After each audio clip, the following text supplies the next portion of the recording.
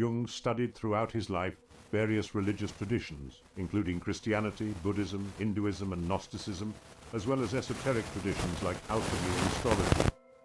But what inspired Jung to dedicate his entire life to this field, and most importantly, what gave birth to his profound fascination with alchemy and the esoteric arts? The answer is complex, but there is one important but overlooked hint that could solve this riddle. And this hint lies dormant in the mysterious history of Grand Lodge Alpina of Switzerland, whose second Grandmaster was Carl Gustav Jung, his grandfather. Welcome to Agrippa's Diary, the gathering place for modern mystics. Carl Gustav Jung was a Swiss psychiatrist, psychoanalyst, and founder of analytical psychology, a school of psychology that focuses on the importance of the individual psyche and the quest for wholeness. Born on July 26, 1875, in Kessville, Switzerland, Jung was a pivotal figure in the evolution of psychology and had a profound impact on the fields of psychiatry, anthropology, archaeology, literature, philosophy, and religious studies. Jung was the son of a Protestant clergyman, and his early life was marked by a religious education, which would later play a significant role in his work. He was a solitary child, often retreating into his own thoughts, where he basked in introspection and deep thinking. It was the experience of creating an inner and rich world inside his creative psyche that led Jung to study medicine and eventually work as a research scientist at the Burgholzli Psychiatric Hospital in Zurich, under Eugen Bleuler, a pioneer in the study of schizophrenia. While working at the hospital, Jung became acquainted with the work of Sigmund Freud, the founder of psychoanalysis. Intrigued by Freud's theories, Jung began corresponding with him in 1906, and their intellectual exchange marked the beginning of a close collaboration. Freud, in powerful symbols and images that arise from the collective unconscious and manifest in dream types and the process of individuation. The collective unconscious refers to the universal psychological structures shared by all humans, inherited from our ancestors and passed down through generations. Archetypes are the powerful symbols and images that arise from the collective unconscious and manifest in dreams, myths, and cultural patterns. Individuation is the process of realizing one's true self by integrating the conscious and unconscious aspects of the psyche, ultimately leading to psychological wholeness. Jung's approach to psychology differed from Freud's in several key ways. He was more open to the spiritual aspects of human experience and believed that the unconscious contained not only repressed memories, but also creative and spiritual resources. Furthermore, Jung recognized the significance of symbolism and mythology, often drawing on these sources to enrich his psychological theories. In his later years, Jung conducted extensive research on Eastern religions and philosophical traditions, which greatly influenced his work on the psychology of religion. But there is a certain aspect of Jung's life that no one talks about, and that is his connection to the Freemasons, a fraternal organization that traces its origins to the local fraternities of stonemasons in the late medieval period. Just for context, Masonic teachings revolve around allegorical and symbolic lessons, drawn primarily from the tools and practices of the medieval stonemasons, as well as from biblical and classical sources. So, could Jung have been influenced by their teachings? The answer is complex, but the most likely answer is yes. And to prove that, we need to take a deep look at Carl Jung's ancestry.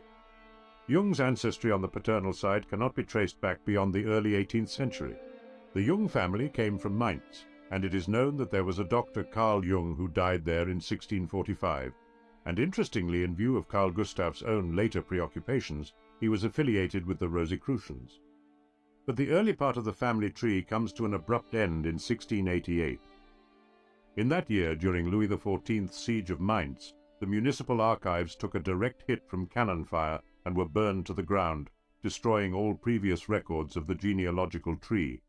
Thus, their history proper begins with Jung's great-grandfather, the physician Franz Ignaz Jung. What is known for certain is the identity and story of Jung's great inspiration, his grandfather Carl Gustav, who was born in 1794. Carl Gustav attended Heidelberg University, where he studied medicine, though his first love was poetry. Upon graduation, Carl began his medical career by serving as a surgeon in the Napoleonic Wars. His bravery and skill earned him accolades, as well as a deep understanding of the human condition under extreme circumstances. Following the war, he settled in Basel, Switzerland, where he continued to practice medicine and began to make a name for himself in the local medical community. In 1815, inspired by liberal and nationalistic ideas, he converted from his family's Catholicism to Protestantism and joined the ancient Heidelberg Burschenschaft student fraternity Teutonia. In 1824, he was granted Swiss citizenship and awarded the freedom of the city. In 1828, Jung was installed as rector of the University of Basel, a prestigious position that demonstrated his esteemed reputation in the academic world. But what a lot of people don't know about Carl Gustav is that he was also a Freemason and a venerable member of Grand Lodge Alpina of Switzerland. In fact, between 1850 and 1856, he served as the second Grand Master of the Lodge. His son, Ernst Karl Jung, also served as a Grand Master of the Lodge between 1884 and 1890. So, as we can see, important members of Carl Jung's family were high-ranking Freemasons, and without a single drop of doubt their knowledge of the Masonic initiatory practices and teachings influenced him. In fact, Carl Jung was more in touch with the masculine side of his family in his early days. Jung's mother, Emily Preiswerk, suffered from periodic bouts of depression and was occasionally hospitalized due to her condition. Her emotional instability had a profound impact on young Carl, who later described his mother as having two distinct personalities, one warm and nurturing, and the other distant and unpredictable. This is important because it strengthens the argument that Jung was influenced by the masculine role models in his family. So, was Carl Jung himself a Freemason? Sadly, we can't answer this question. The simple answer is that we simply don't know, but it is a fact that throughout his life he spent a great deal of time among them, and his work might have been influenced by their teachings. Let's take a look at some Jungian concepts to strengthen this argument even further. In his book, Memories, Dreams, Reflections, Carl Jung writes, "I began to understand that the goal of psychic development is the self. There is no linear evolution. There is only a circumambulation of the self. Uniform development exists at most at the beginning. Later, everything points toward the center. This insight gave me stability, and gradually my inner peace returned." In Jungian psychology, circumambulation is the process of moving around a central point or object, both literally and metaphorically. In the context of Jung's theories, this concept is often associated with the process of individuation, where an individual strives to integrate their conscious and unconscious aspects to achieve psychological wholeness. Circumambulation, as a psychological process, involves revolving around the self, the central organizing principle of the psyche, which represents the totality of an individual's conscious and unconscious experiences. By engaging in self-exploration and self-discovery, an individual gradually integrates the various aspects of their personality, such as their ego, persona, shadow, anima/animus, and the self. This process allows the individual to maintain a balance between opposing psychological forces and achieve a greater sense of wholeness and harmony. Jung believed that the process of circumambulation could be observed in various cultural and religious practices such as rituals, myths, and mandalas. These practices often involve symbolic representations of wholeness, unity, and the reconciliation of opposites. Jung writes, "The union of opposites on a higher level of consciousness is not a rational thing, nor is it a matter of will. It is a process of psychic development that expresses itself in symbols." Jung saw these practices as expressions of the human psyche's natural inclination towards self-integration and the pursuit of psychological balance. And curiously enough, one of the most profound moments of the initiatory ceremony in a Masonic lodge is a certain rite known as circumambulation. The etymology of the word circumambulation can be traced back to Latin origins. It is derived from two Latin components, circum and ambulare. Circum means around or about, indicating encircling or surrounding something. Ambulare is a Latin verb that means to walk or to move. In short, it is the act of circling around a sacred object. The interpretation of this ritual is typically understood as a symbolic depiction of life's great journey. We, as humans, enter the world in a state of ignorance and vulnerability, reliant on others for guidance and support. Throughout our lives, we face numerous challenges, dangers, and fears. Circumambulation is often described as a representation of this experience. Although this interpretation does not conflict with facts or reason, it is likely that the ritual holds a deeper meaning. Circumambulation is an ancient and nearly universal practice. The Egyptians employed it in various religious ceremonies, such as carrying images of Isis or Osiris around temples or altars. Similar solemn rituals were conducted by the Jews, who would encircle the sacrifices, and the Arabs, who shared numerous customs with the Jews. Even today, many Brahmin sects incorporate this ritual. A priest must circle a sacred tree or pool during their initiation. Upon waking early in the morning, the priest faces the sun and walks in a circle, maintaining the center to their right. The laws of Manu dictate that in a wedding ceremony, the bride should circle the domestic hearth. For ancient Buddhists, such a ceremony held great significance, leading them to construct stone galleries around shrines for pilgrims and worshippers to circumambulate the image of Buddha. It is likely that Freemasonry has utilized the rite of circumambulation from its inception. In one of the ancient York rituals, the apprentice, demonstrating their worthiness to become a fellow, would move from one station to another, undergoing different tests by the master and the wardens. The rite of circumambulation symbolizes the process of harmoniously adapting to one's surroundings. As mentioned earlier, in Jungian psychology, circumambulation is associated with the process of individuation, where an individual strives to integrate their conscious and unconscious aspects to achieve psychological wholeness. While Freemasons use this practice in their initiatory rites, Jung described the process in a more academic way, suited for his psychological studies. But the similarities between Jungian psychology and the royal art taught in Freemasonry don't end here. Inherent in Jung's psychology is the belief that life is not simply a random biological occurrence, but rather a structured and purposeful process. Based on this, the numerous challenges we face in life, such as trauma, loss, anxiety, depression, despair, and illness, are essential, albeit difficult components of the transformative workings of the human psyche. We often mistakenly view ourselves as victims of our symptoms and suffering. However, these personal struggles are at the core of many archetypal themes and mythological patterns. Acknowledging the mythic aspects underlying our individual experiences dissolves our self-centered claims to life's joys and sufferings, connecting us more authentically with the human experience. By focusing on the shared aspects of existence instead of the distinguishing features of personality, we liberate ourselves and those around us. In this regard, the objectives of Jungian analytical psychology and Freemasonry are similar, as the communal bonds of brotherhood stem from a dedication to our collective human fate rather than the self-centered aim of refining and preserving one's personal identity. Both analytical psychology and Masonry necessitate a spiritual sensitivity without being religions themselves. For many individuals, a spiritual commitment can only exist within the dogmatic framework of a religion. Jungian psychoanalysis, like Masonry, is compatible with all religions because it acknowledges that existence itself is a phenomenon with spiritual aspects in which we all partake. On a similar note, analytical psychology draws from a variety of cultural and religious traditions, illustrating the same transformative process in human beings. Additionally, Jung also spent a great deal of time researching alchemy and deciphering its allegorical teachings. He viewed alchemy as a rich symbolic system that could be used to understand the human psyche. For Jung, alchemy is a precursor to modern psychology, offering insights into the process of individuation, the integration of the conscious and unconscious aspects of the self. Jung believed that alchemical texts and images were not merely about the physical transformation of substances, but also about the inner transformation of the human psyche.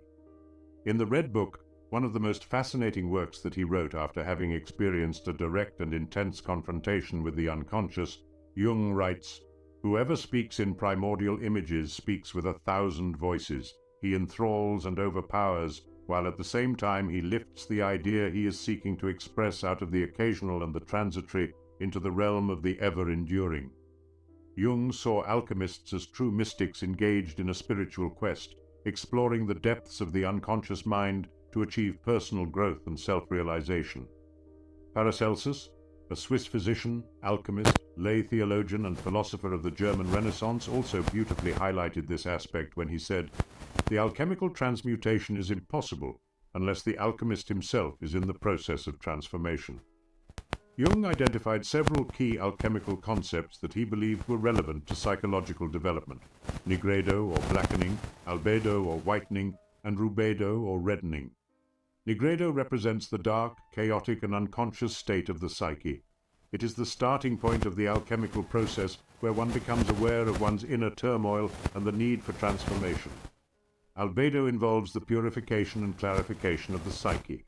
It represents the emergence of self-awareness and the recognition of unconscious content, leading to a more balanced state of being.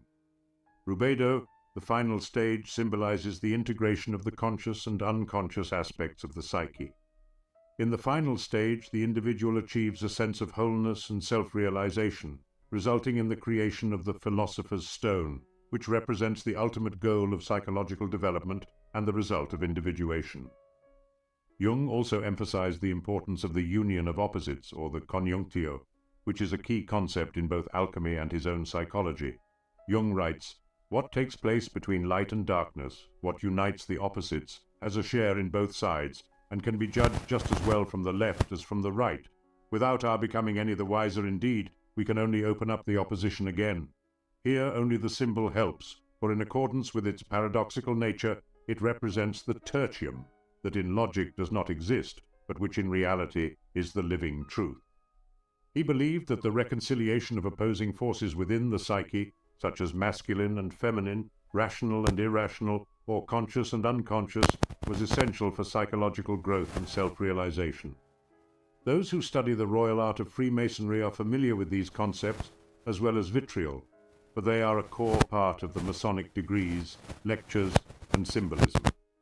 So, all of these facts considered, it's fair to assume that Jung was definitely aware of the allegorical and symbolical rites of Freemasonry. His work, however, takes a more academic approach, which provides an open foundation for those who seek out self-realization and knowledge, which leads some to think that he was not bound to any oath, and that fact alone would exclude him from the ranks of any secretive society.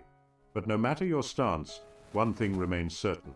Carl Jung remains one of the most important figures in the realm of psychology and mysticism, and his discoveries and theories will, and already play a key role in humanity's journey toward rediscovering the truth we once knew, but at some point forgotten.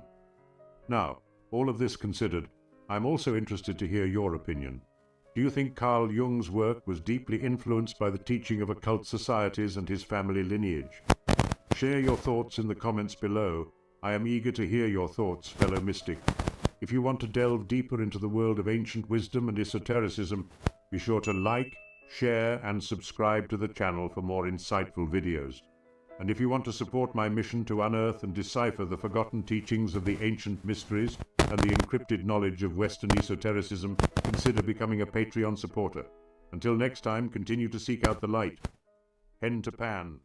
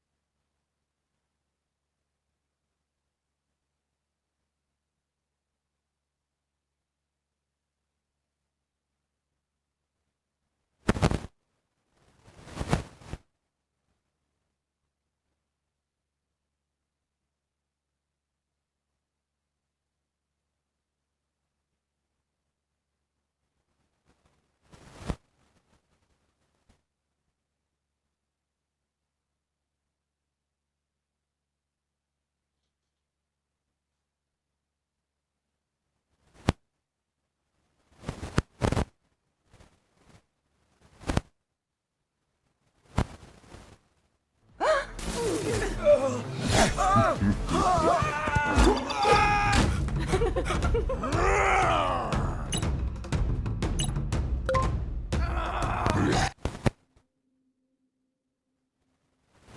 the year 1914 to 1930, Carl Jung embarked on a special spiritual journey. He called it the confrontation with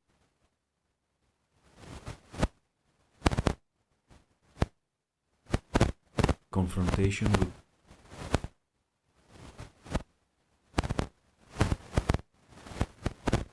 confrontation with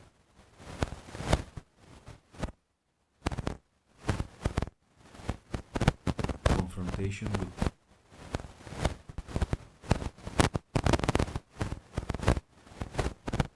confrontation with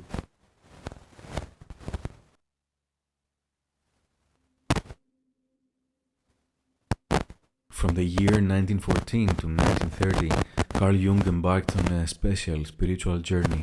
He called it the confrontation with the unconscious, and the result of this confrontation was the legendary Red Book. The Red Book is essentially his personal journal, but crafted in a very artistic and mystical way. It includes parts of his diaries called the Black Books, as well as illustrations, calligraphy, and parts of religious texts like the Bible in Latin language. The creation of the Red Book was a significant endeavor for Jung since it contains the nucleus of his later works. It was here that he found inspiration for the conception of his principal theories of the archetypes, the collective unconscious, and the process of individuation. Despite being nominated as the central work in Jung's oeuvre, it was not published or made otherwise accessible for study until 2009. In 2009, it was published complete with an English translation, 3 appendices, and over 1,500 editorial notes. The editor is Professor Sonu Samdasani, who I believe did an excellent job interpreting and editing this deep and oftentimes peculiar work of art. In 1958, Jung said about his time working on the Red Book the following: "The years when I pursued the inner images were the most important time of my life. Everything else is to be derived from this. Everything later was merely the outer classification, the scientific elaboration, and the integration into life. But the numinous beginning, which contained everything, was then." It is quite interesting to explore the inner workings of great minds, and logical questions arise as to why Jung decided to embark on such a journey.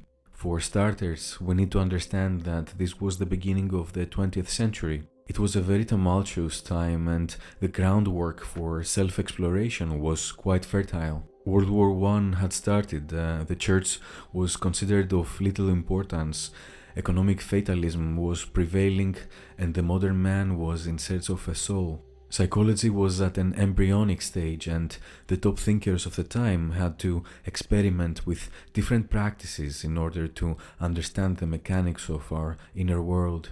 As Samdasani writes in the beginning of the book, psychologists sought to overcome the limitations of philosophical psychology, and they began to explore the same terrain as artists and writers. On all sides, individuals were searching for new forms with which to depict the actualities of inner experience in a quest for spiritual and cultural renewal. It could also be that Jung realized at some point that the material world isn't all there is.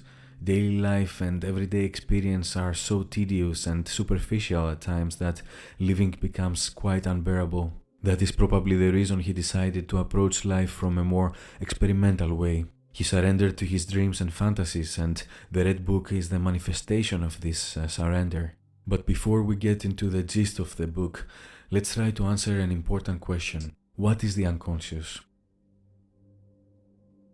Jung has grappled with the unconscious for a long time. For him, the unconscious was a central mechanism in the individuation process. As it is stated in Wikipedia, individuation is the process of transformation whereby the personal and collective unconscious are brought into consciousness to be assimilated into the whole personality. So there are two parts to the unconscious, the personal and the collective. The personal unconscious consists of memories and emotions that the individual has repressed, forgotten, or rejected. These shape our behaviors and habits in ways that we are not aware of. They emerge to consciousness mainly via the process of psychotherapy and allow the individual to realize ways in which their unconscious is orchestrating their lives. The American Psychological Association describes the collective unconscious as follows. The collective unconscious is the part of the unconscious that, according to Carl Jung, is common to all humankind and contains the inherited accumulation of primitive human experiences in the form of ideas and images called archetypes and manifested in myths as well as other cultural phenomena like religion and also in dreams. It is the deepest and least accessible part of the unconscious mind. Think of it this way. Every person embodies patterns of behavior that are a consequence of collective imitation across time and generations. And most of these patterns have their roots in myths, religions, and other cultural phenomena. In The Nature of the Psyche, Jung writes, "Everything of which I know, but of which I'm not at the moment thinking, everything of which I was once conscious but have now forgotten, everything perceived by my senses, but not noted by my conscious mind, and everything which involuntarily and without paying attention to it, I feel, think, remember, want, and do, all the future things that are taking shape in me and will sometime come to consciousness, all this is the content of the unconscious." It makes sense that a person that holds the idea of the unconscious in such high esteem would devote such a large part of his life in investigating it and experimenting with it. The Red Book is a very intense read. The text is dense, often poetic, always strange. It should be read slowly, with an open mind, and with a willingness to immerse oneself in the fantasies of another person. A deep analysis of the book requires probably a whole movie. For the purposes of this video, I will focus on 3 parts that stood out for me and can help one become enamored with the bedrock of Jungian thought. The first chapters of the book feel like an ode to the soul. Jung embarks on a sequence of fantasy adventures in an attempt to reconnect with the soul, which he feels he has abandoned due to the materialistic use and value nature of his time. The spirit of this time would like to hear of use and value. I also thought this way, and my humanity still thinks this way. But that other spirit forces me nonetheless to speak beyond justification, use, and meaning. Filled with human pride and blinded by the presumptuous spirit of the times, I long sought to hold that other spirit away from me. I think that this is something all of us contemplate from time to time. The hectic and result-oriented nature of our societies render us oblivious to the demands of our true self. We focus too much on the pleas of the fabricated world around us, and we eventually lose our soul until we start crawling back to her. My soul, where are you? Do you hear me? I speak, I call you. Are you there? I have returned, I'm here again. I have shaken the dust of all the lands from my feet, and I have come to you. I am with you. After long years of long wandering, I have come to you again. Should I tell you everything I have seen, experienced, and drunk in, or do you not want to hear about all the noise of life and the world? He whose desire turns away from outer things reaches the place of the soul. If he does not find the soul, the horror of emptiness will overcome him, and fear will drive him with a whip, lashing time and again in a desperate endeavor and a blind desire for the hollow things of the world. My friends, it is wise to nourish the soul, otherwise you will breed dragons and devils in your heart. Jung is quite adamant with his approach. For him, the lack of connection with the soul engenders neurotic behaviors and propagates problematic connections in every stratum of the social edifice. Most of the world's ugliness originates from our separation with our psyche, and as he says, when we don't nourish the soul, we breed dragons and devils in our hearts.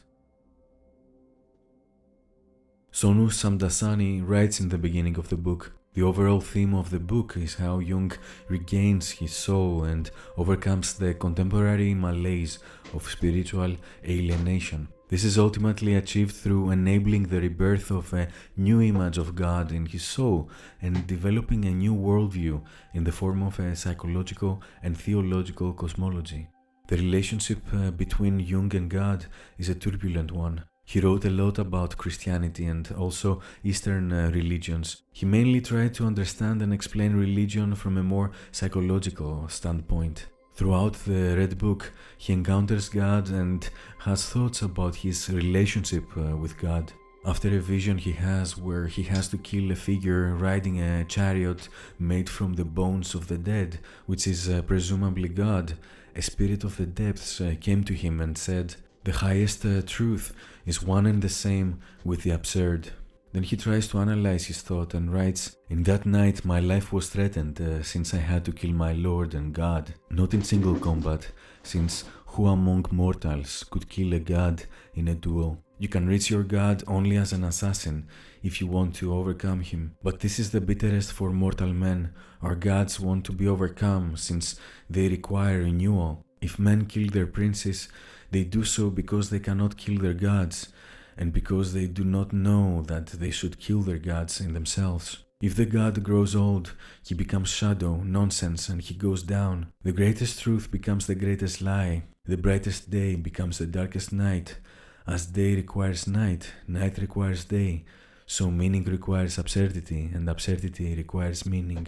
There is too much to unpack here, but there are two main ideas that stand out: absurdity and the death of God, and Jung tries to create a bridge between the two. Obviously, the death of God refers to the desperately needed renewal of interpretation of religion, but also in the death of God inside us, as he says. The God inside us must die so we can experience a spiritual renewal and awakening.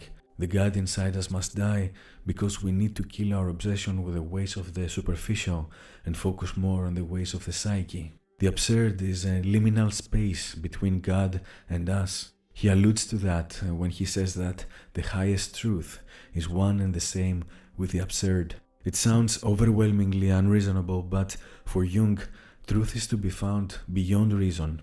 He likes to play with duality and rethink our approach towards the divine. I understood that the God whom we seek in the absolute was not to be found in absolute beauty, goodness, seriousness, elevation, humanity, or even in godliness. Once the God was there, I understood that the new God would be in the relative. If the God is absolute beauty and goodness, how should he encompass the fullness of life, which is beautiful and hateful, good and evil, laughable and serious, human and inhuman? How can man live in the womb of the God if the Godhead himself attends only to the one half of him? An interesting figure that appears in Jung's fantasies is Philemon. Our first encounter with him in the Red Book is as follows. After a long search, I found a small house in the country fronted by a large bed of tulips. This is where Philemon, the magician, lives with his wife, Baucis. Philemon is one of those magicians who has not yet managed to banish old age, but who lives it with dignity, and his wife can only do the same. Their interests seem to have become narrow, even childish. They water their bed of tulips and tell each other about the flowers that have newly appeared. And their days fade into a pale, wavering chiaroscuro, which means light dark in Italian, lit up by the past, only slightly frightened of the darkness of what is to come. Then he approaches Philemon and starts a weird conversation with him about black art. "People tell me that you understand the black art. I'm interested in that. Will you tell me about it?" "What should I tell you about? There is nothing to tell." "Don't be ill-natured, old man. I want to learn. You're certainly more learned than I. What could I teach you?" The conversation goes back and forth in a similar manner. Jung asks Philemon about magic, and Philemon gives him vague answers. Magic happens to be precisely everything that eludes comprehension. But then how the devil is one to teach and learn magic? Magic is neither to be taught nor learned. It's foolish that you want to learn magic. But then magic is nothing but deception. Watch out, you have started reasoning again. It's difficult to exist without reason. And that is exactly how difficult magic is. Philemon is a figure that also appears in the Bible. He's closely related to Paul the Apostle, and his name means affectionate in Greek. Not sure why Jung decided to associate Philemon with magic, but it probably has to do with his interest in magic at the time he wrote this passage. Jung also writes, "It is an error to believe that there are magical practices that one can learn. One cannot understand magic. One can only understand what accords with reason. Magic accords with unreason, which one cannot understand. The world accords not only with reason, but also with unreason. Probably when Jung speaks of magic, he speaks of everything that we don't understand. He alludes to the unconscious, to chaos, to serendipity, maybe to synchronicity. Philemon is the person who possesses magic, hence he also possesses superior insight. He was Jung's Zarathustra. It was quite important, I guess, for Jung to establish a fantastic connection with such figures that stemmed from mythopoeic imagination, which was missing in the present rational age. Shamdasani writes, "The task of individuation lay in establishing a dialogue with the fantasy figures or contents of the collective unconscious and integrating them into consciousness, hence recovering the value of the mythopoeic imagination which had been lost to the modern age, and thereby reconciling the spirit of the time with the spirit of the depth." As you can understand, the Red Book is open to multiple interpretations. It can be read as a novel, it can be read as mythology, it can be read as the words of a crazy man. But that's its beauty and appeal. Anyone can express themselves on paper in an abstract and symbolic way. But Jung owns this process to such a degree that he has created a style that can be called Jungian. Just like Kafka's style is called Kafkaesque. Again, let's not forget that Jung is just a curious man trying to make sense of the world by surrendering to his fantasies. His personal unconscious, in tandem with the collective unconscious, are talking to him, and he's transforming their words into images and narrative. In his preface to the 1952 revision of Transformations and Symbols of the Libido, Jung wrote about the Red Book. "I was driven to ask myself in all seriousness, what is the myth you are living? I found no answer to this question and had to admit that I was not living with a myth, or even in a myth, but rather in an uncertain cloud of theoretical possibilities which I was beginning to regard with increasing distrust. So in the most natural way, I took it upon myself to get to know my myth. And I regarded this as the task of tasks, for, so I told myself, how could I, when treating my patients, make due allowance for the personal factor, for my personal equation, which is yet so necessary for a knowledge of the other person, if I was unconscious of it?" And Shamdasani adds, "The study of myth had revealed to Jung his mythlessness. He then undertook to get to know his myth, his personal equation. By reading the Red Book, we become fellow travelers in a journey of self-exploration that prompts us to ask ourselves two quite thought-provoking questions. Who am I really? And what is my myth?" Hey guys, hope you enjoyed today's video. If you did, make sure to like, subscribe, turn on notifications, and comment below something cool please, so that more people can discover it. If you want to watch more videos from my channel, check out this one and this one. Take care, see you soon. Adrian out.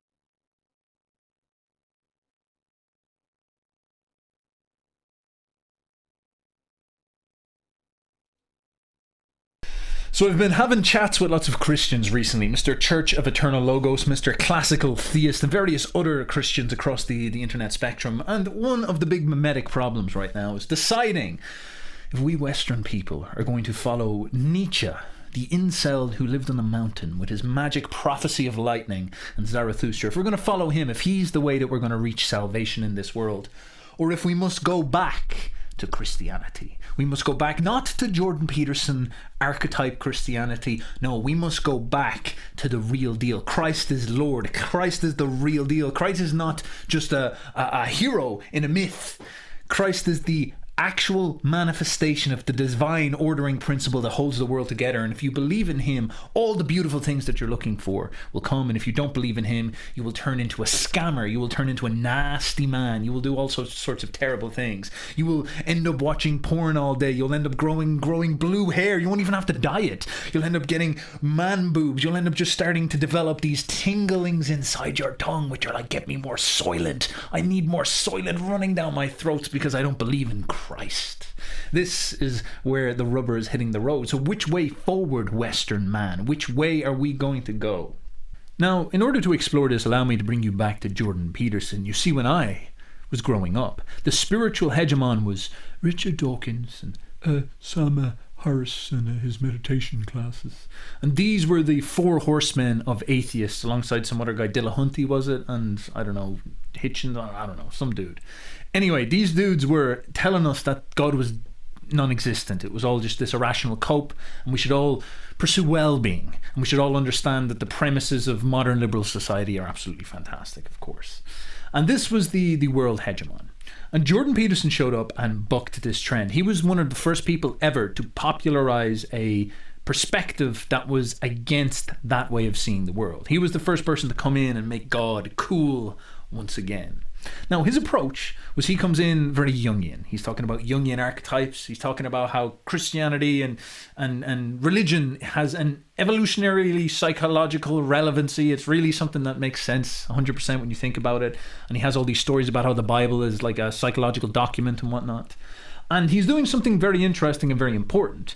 He's showing us how the field of psychology is able to modernize what the purpose of religion was. You know, where he's helping us understand the reason we had religion and how religion actually contained immense amounts of value in it. And of course, this shocks the atheists, because the atheists were saying, oh, well, you know, religion is behind us and all this. And that's all good. That stirs them up a little bit. Their knickers get in a twist. Reddit goes into crisis as a consequence of this. But there's something more important that happens at this point.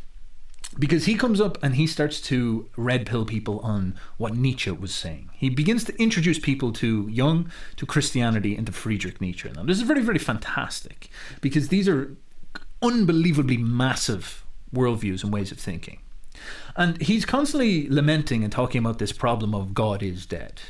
And when I was listening to Jordan Peterson, he was opening my mind up to the fact that all might not be well in the state of Denmark. Around about this time as well, you had Trump show up. Now, Trump is so fascinating because Trump goes up and he says that Western Europeans, Western people in the West, in America specifically, they are getting bullied by these liberals that don't actually like them, that are exploiting them, that are turning them into losers and dorks and failures. And Trump was like, we Western people, we should win. We should not move, you know, our entire infrastructure over to China, and we should not lose. Let's stop losing, and let's start putting our best foot forward and start winning. And this seems kind of like bombastic and crude and arrogant to people, but the more you start to look at it, the more you start to see it making sense. Because Western people treat themselves as losers. We have this guilt complex where we think that we're the demons that ruined all of the world and all of existence. And the only right way that we can carry ourselves going forward is we must destroy our civilization, hand our civilization over to other people, and ruin our freedom and our quality of life for the sake of the environment and all these types of things. And this is all very, very interesting stuff. Now, wrapped up in this as well is Jordan Peterson coming in and saying that there's a load of communists in the institutions that are trying to brainwash you into enjoying Marxism. Now, that sounds crazy to people, but I remember I dropped out of college. And very unconsciously, I was in college and they were trying to teach me all this stuff, and I felt it was not really helping me fulfill my potential as a man. I was a young man and I wanted to be juicy, I wanted to be strong, I wanted to be a capable speaker, I wanted to be charismatic, creative, I wanted to have skills and competency and power, I wanted to express myself. But I found when I was in college, the place that I thought I would go to get educated and they would fix me and make me better and make me more powerful, instead I found that they were like an old biblical preacher, you know, smashing books on my head. Marxism, Judith Butler queer theory, all these type of things, and they were haggarding me and giving out to me about this stuff and annoying me and sort of saying, oh, men are evil, Western men, phallogocentrism, white men are awful terrible things and all this. And they were trying to turn me into a book cell, a book coper, a theory cell, making me read like Foucault and stuff like this.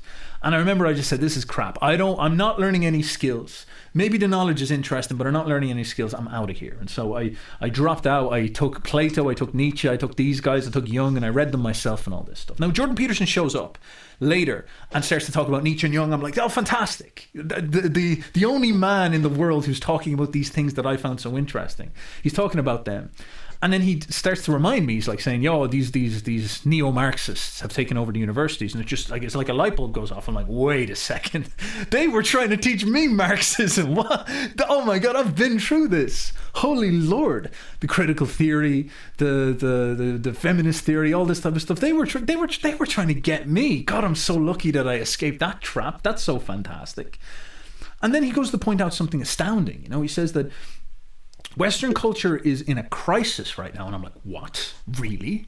I thought we were fine, is it not supposed to be? But he's like, no, like we're actually in a really, really bad place for many reasons. And I started to look around. It was like, when somebody says, there's purple cars in this city, and you're like, what, really? And then you walk outside and you just start to see them everywhere. Now, of course, they were always there, but you didn't notice them because someone hadn't trained your perceptions to look. So he says that God is dead. And I start to think about my life and I'm like, wait a second, yeah. Like my grandmother's super Catholic, absolutely loved the church and all this. And I remember growing up and just Catholicism was not really in the schools at all and stuff like that. We did stuff like our communion and we had like religious studies, but most people I knew were sort of atheist. I grew up in Ireland. People would always make fun of God and make fun of the Bible and call it silly. Everybody in Ireland thinks the priests are all pedophiles now. There's all those scandals that came out and all this type of stuff. And so the Christianity had sort of been pushed out of the picture. And at the same time, there was this attitude that everything that Christianity represented in the past was bad and all these type of things, like the sexual restrictions and all these types of things. And the whole idea now is that we're all free. You get to like have sex with everybody and it's absolutely great and you're free to do whatever you want. You can go pursue your pleasures and all this. And then someone like Jordan Peterson shows up, many people around him, and says, well, this was actually a consequence of God dying. The symbol of God loses its vital force. And this leads us in a very dangerous situation. Why? Because actually many things are going wrong. For example, the divorce rates and stuff like this. We're not forming families anymore. And that leads to us not being able to raise strong children, which leads to us having shittier lives. It also leads to us allowing neo-Marxists to go in and brainwash people. He starts to explain all these things and he starts to basically say that like Western people are going through a crisis right now that's leading to them having lower quality lives, that we're going on this downward spiral. So you combine this along with that movement that was coming with like Trump and all that. And then you combine it with Jordan Peterson talking about this stuff and it's this great awakening. And you start to look around and you start to study stuff and you start to learn many things that you probably shouldn't learn. You realize that maybe all is not well. Maybe the West is going through a deep, deep cascading crisis. And then, of course, what happens? What happens after that? Well, they come in and they lock us all in our houses, of course, for our safety, which is very important. But then you're trapped inside and you're kind of thinking, never in history have I heard of the entire world having something like this happen to this. This is quite a big deal. And during that time, OnlyFans shows up and all the girls start to like strip down and do all this type of stuff. You start to notice just how deracinated and materialistic everybody is. You start to realize that you're kind of scared. There's these like giant medical programs going on. Everyone's acting like a hoe. What's going on, lads? Something like this whole God is dead thing starts to hit with unimaginable force. All that stuff about the communist revolution and the communist takeover, and you see how politicized people are and how unconscious and NPC-like people are. You start to say to yourself, "Oh my God, is this really going to be it? Is this going to be like the West's Russia in 1917 moment, where there's going to be this horrible takeover and then there'll be like butchery and death and a struggle and all this?" And it's scary, and it makes you ask big questions. It makes you ask stuff like, maybe this God is dead thing is really real. Where have we gone wrong? I walk outside my house and I walk through my town and I speak to people, and there's no consciousness anymore. People are just reciting things they see off the news. They don't have personalities anymore. They recite, these Reddit downloaded opinions like churches are bad and we're bad, Western people are bad, our culture is evil. This is like in Ireland. And we should just comply and go along with all this type of stuff. And it just seems like there's no thinking happening at all. There was no mind anymore. These people seem like they've been brainwashed to hate themselves. They've been brainwashed to be unhealthy, to be decrepit, to be some type of ugly bug or something like this. And this hits you like hits me like a train. It was really like the bringing down of an abstraction into a real idea in my hands. The God is dead idea. The arrival of the totalitarian psychosis where the state imposes such madness upon people and people stop thinking for themselves. They lose their souls because God dies. And this is where I think an awful lot of people, many of my friends, many people like me, many people like us, turned around and said, wait a second, we need to start asking a serious question. Like, what is going on here? Because we need to start getting firm about where we stand, because this can't go on any longer. So it was around about this time that I noticed people started to go all in on perspectives, either Christianity or Nietzscheanism, myself included. I was looking for something that firmly explained the world down to its very core. And many of us felt that Jordan Peterson was not succeeding in doing that. He had sort of laid a path for us to look at the world and understand the world. But this was not enough. You know, Jordan Peterson was not diving in the pool. He was dipping his feet in the water and calling it a load of archetypes. And a lot of people around about this point looked at what was going on and they said to themselves, you know, lads, we're either all in or not. Okay? So they would look and they would say, Jordan Peterson's talking about archetypes. They would look and they would say, this is not an archetype. This is not some blather of psychology. What's happening right now is the Antichrist's regime is being established on this earth. This is not a joke. This is not some type of intellectual mind game and all this. Look at what is happening. Look at the massiveness and extremity of what is going on. Look at the way that they are so anti-Christian. Look how firm they are in their anti-Christianness. They humiliate it in all of the Hollywood and all of the media. The government all make fun of it. People don't want you to say the name Jesus Christ. What is the one thing you can make fun of? You can't talk about any other religion because that's all inoffensive, but you can make fun of Christ all you want. You make jokes about him. You can say, oh, he should be killed on the cross as much as possible. Yeah, well, we would do it again, people say. This is the Antichrist regime. People are running away from the churches, and the reason why we are in such a bad state is because we've abandoned not Christian morality, not Christian archetypes. We've abandoned Christ. Christ is the fabric that holds together the entire universe. Christ is not an archetype. He's not a symbol. He's literally the Spirit of God incarnate as a man. He is the Logos that made reality. And when we stop worshipping him, we are literally worshipping chaos. And what happens is the world falls apart around us and we get punished for it. Christ is the only path. The reason why Western people stood super dominant over the world, creating the best civilization to ever live in, with advanced medicine that can defeat diseases, with science that could take us all the way to outer space, with incredible civilization and literature. The reason why that happened in our culture is because we were a Christian culture. We believed in Jesus and we believed in the Logos. And what has happened now, this God is dead that we are seeing, is our turning away from God. God's right there. God's sitting there waiting. And what is happening now is as we've turned away from him and we've embraced this transformation of the world, we are getting punished. Everything is falling apart. It is like we have turned away from the sun and we're starting to become pale, emancipated. We're not going out and ripping our clothes off and allowing the sun to burn us and tan us and make us jacked and handsome and strong. Instead, we've decided to hide indoors, go on Reddit, go on and make our hair blue, go on and do all these weird stuff, go on and listen to all this crappy music and be depressed, go on and inject ourselves with nonsense, with all these like bad chemicals and stuff like this. And we're turning into bugs, we're turning into wretches, golems. We're like Gollum trapped away from the light of the Lord.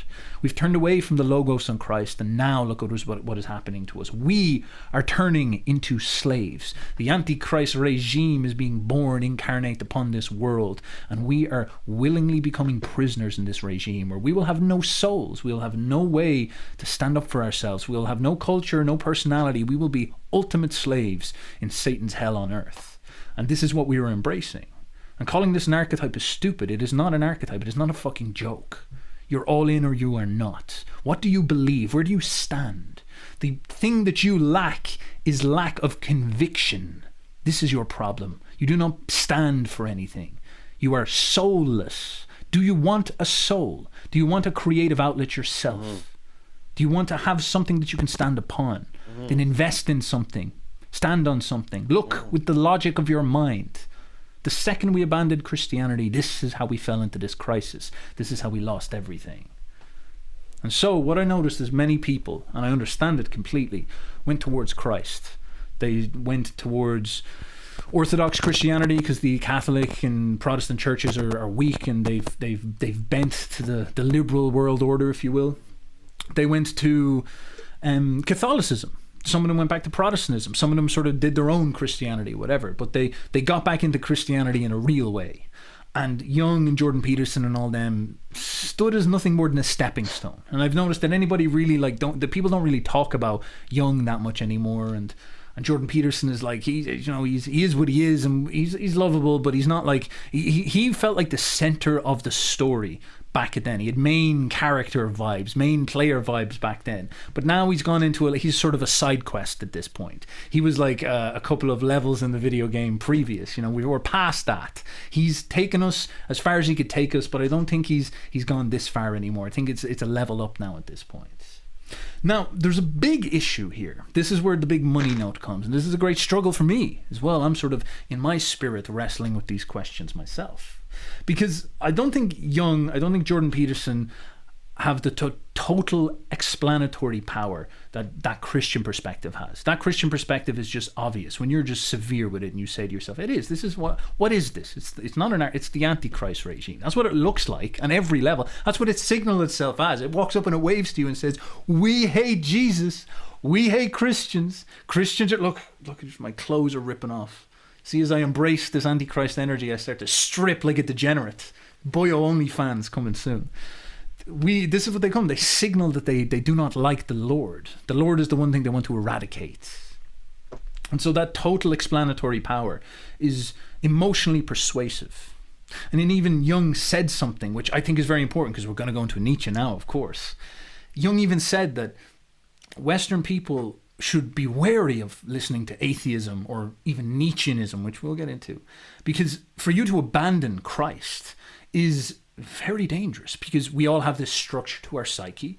At the throne of our psyche, we have our religious messiah, who sits on the throne of our souls, is the self archetype, Christ, the religious messiah. For Muslims, this would be Muhammad or Allah. And we in the West, this is Christ. And for us to abandon Christ, for us to say, I'm going to become a Nietzsche cell, or I'm going to go and become some type of atheist or something like this, is the akin to detonating dynamite inside of our own souls. And for you to have the creativity, assuming that you even can replace Christ with something else, for you to even, if that's even possible, for you to have the creativity, for you to have the luck, the timeliness, for you to have the virtues in place to do that is monumental.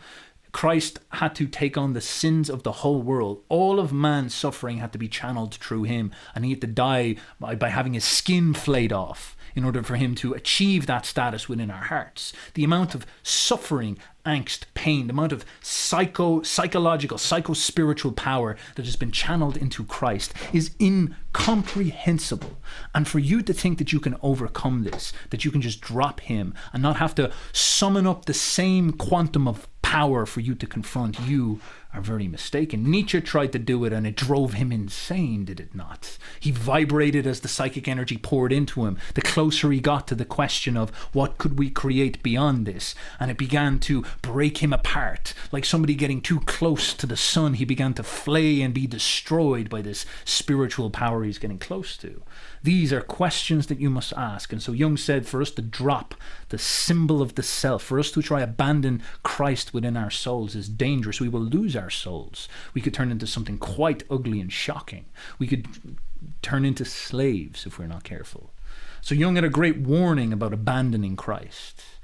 But this is a big problem, because we have this guy Nietzsche, and Nietzsche is the money note. Nietzsche's explanatory power is all-encompassing. Nietzsche was the man who Jordan Peterson referenced, who predicted all this. Nietzsche laid the framework for how to get out of this situation. What does this mean? Nietzsche stood at the top of Mean Mountain in the 19th century, and he looked out across the next 300 years. And he made some pretty astounding predictions. Now, you should always take take people who can predict things ahead of time seriously, because that's the sign of intelligence and accuracy. It is unbelievably hard to call even small things, like that Michael Burberry dude who called the stock market crash in 2008. He's treated as a savant as a consequence, you know, the amount of intelligence and good judgment necessary to do this. Nietzsche called so many of our cultural institutions' issues 100 years in advance, 150 years in advance. This should floor you when you actually understand what's going on here.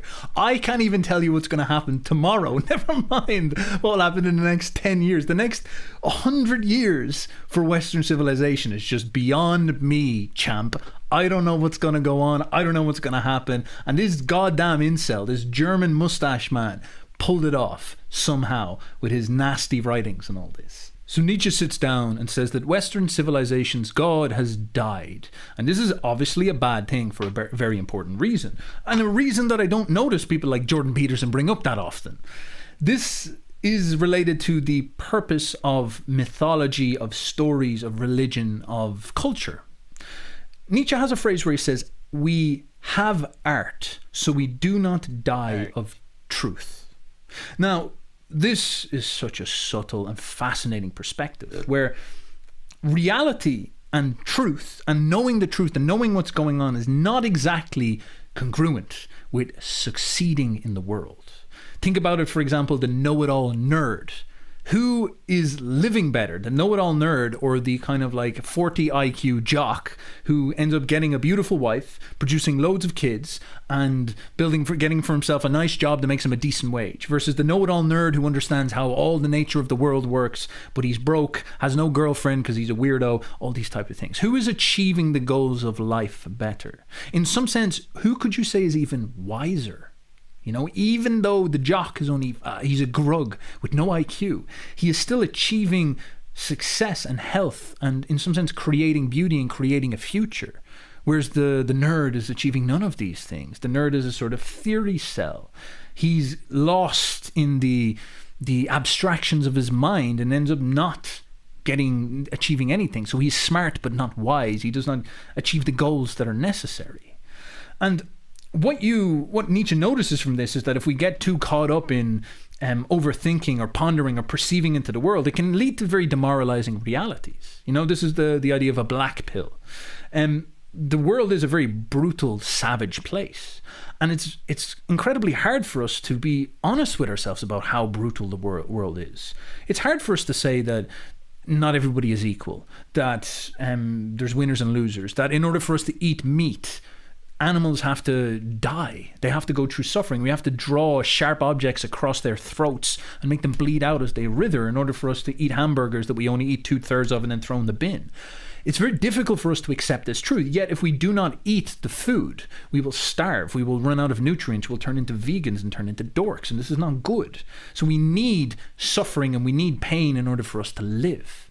But this is so difficult to digest. It's so difficult for us to accept that truth. In fact, if we learn about this truth, this is where vegans come from, is that the second they come in contact with reality, they see what it actually is, and it shocks them so much that they start to try to stop it. They start to try to escape it. They start to try to break free from it. They start to say, no, I can't participate in this. They try to inviolate reality. No, eating animals must be wrong. I can't participate in murder every single time I eat. So I guess I must starve myself. I must stop eating real food. I must go and eat Soylent Green or bug burgers or something like this, because I can't let myself touch the food that is a damaged animal. And this is what Nietzsche is saying, is that the truth can actually demoralize and destroy life. Sometimes it's better that we don't know everything. Sometimes it's better that we tell ourselves pretty stories, like all the animals don't actually die. They go into this big magical shiny factory, and this is where we zap them up to heaven and they go live with God. And when you're talking to a kid, that's maybe what you need to say in order to get him to eat the food so he can become big and strong and become healthy and create beautiful children and create a future. And this is a difficult question, but this is the purpose of art and culture and myths and stories. In some sense, they need to be beautiful lies. Plato talks about this too. It's noble lies, magical myths, things that, like carrots that dangle us towards the future. And this is such a fascinating idea because, you know, Buddhism and Schopenhauer, they would all talk about this as well, that like these magical myths are delusions that our minds set up to get us to participate in reality, when really reality is schizophrenic. Reality is evil. Reality is samsara. It is maya. It is horrible. It is something that you should not participate in. You should want to free yourself from reality and ascend into nirvana, where you're detached from reality itself, because reality is nothing more than aimless mincemeat grinder of suffering and pain. And if you participate this is wrong. This is an example of a religion that confronts reality, becomes black-pilled, and decides to deny life because it is so brutal, and ends up creating what Nietzsche says an escapist ideology, a nihilistic ideology. He accuses Buddhism and Schopenhauer of this, a nihilistic ideology, because what happens? They actually go and look at reality. They look at how animals are all getting their skin sheared off in order for us to live. They say that suffering is wrong. It can't be true. The stories that we tell ourselves, the art and the myths and the culture that we tell ourselves is fake and it is bullshit. And we must escape from that, absolutely. We must definitely go away from that.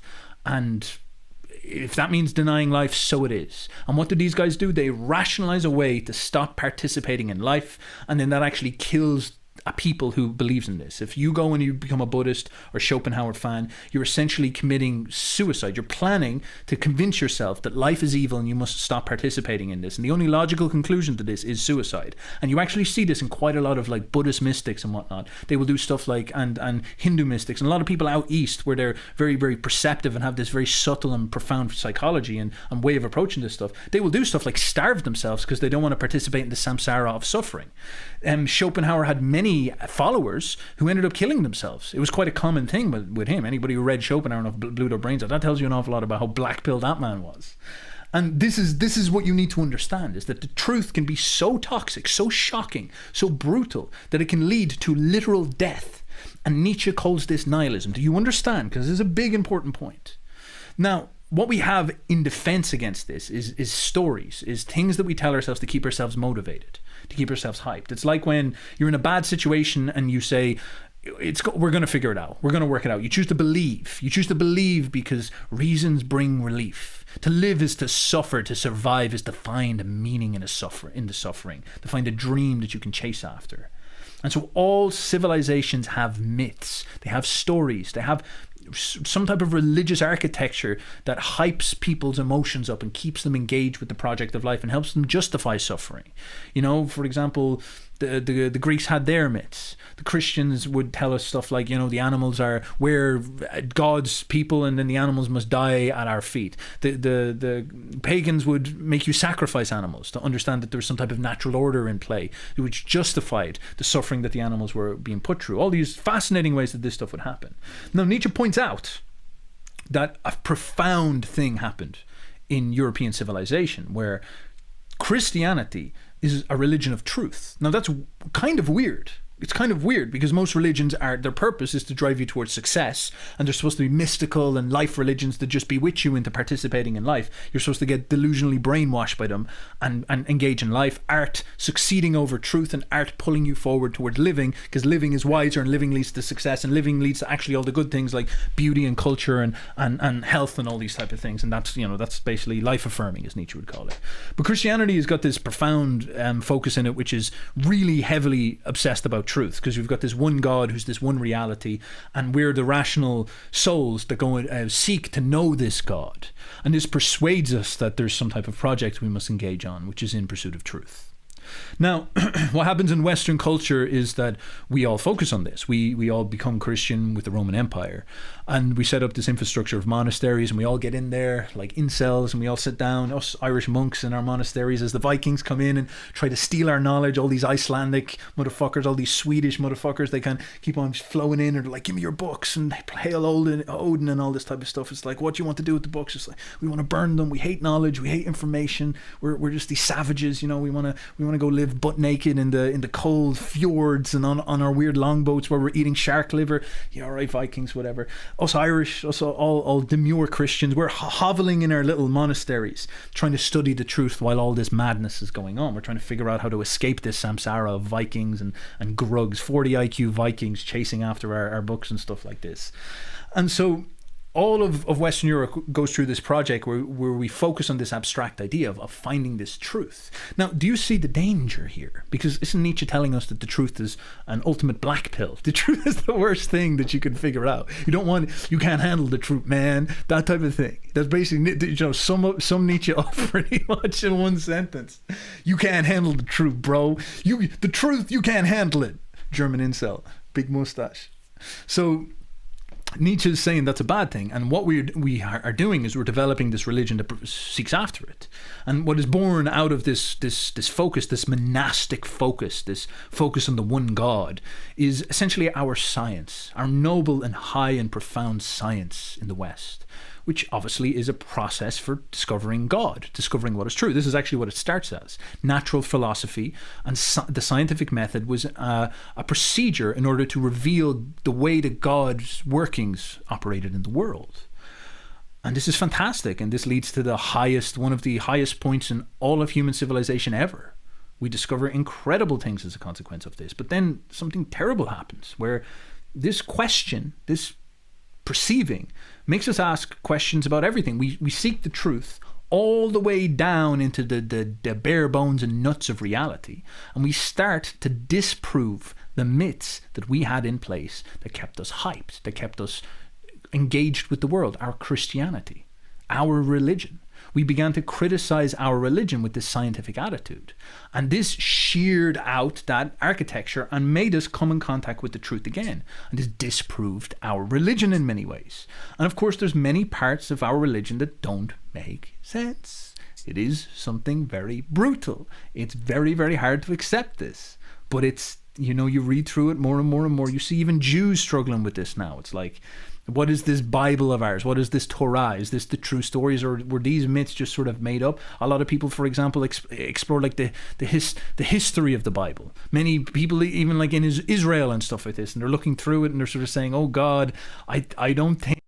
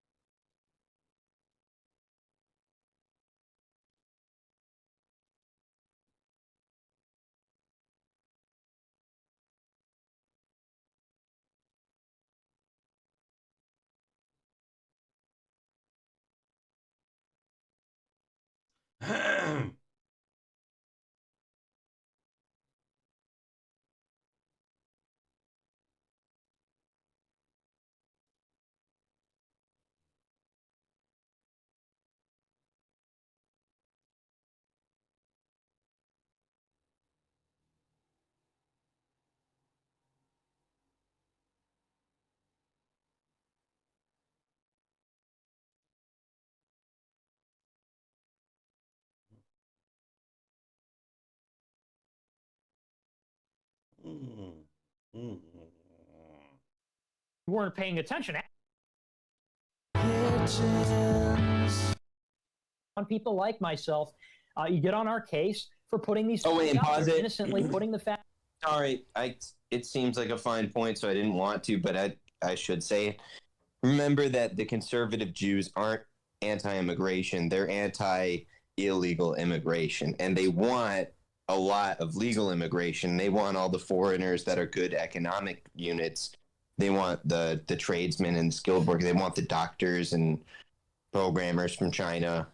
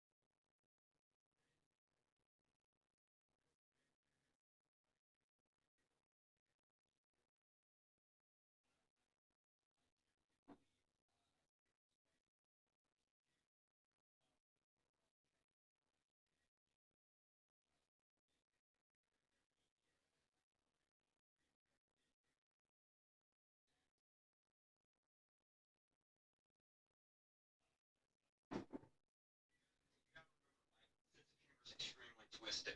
Yeah, so we'll go from extremely gay to ultra gay and then to like super straight. Hey, can I my hands raised, shut the fuck up. No, you shut the fuck up. No, you shut the fuck up, my hands raised. Make me daddy, make me bitch. Daddy. Raising Archer. Yeah, fuck you, bitch.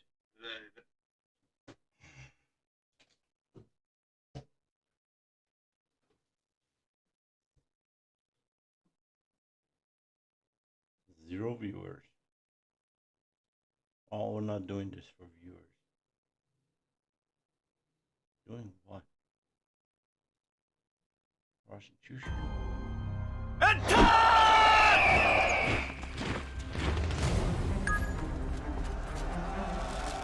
Come on!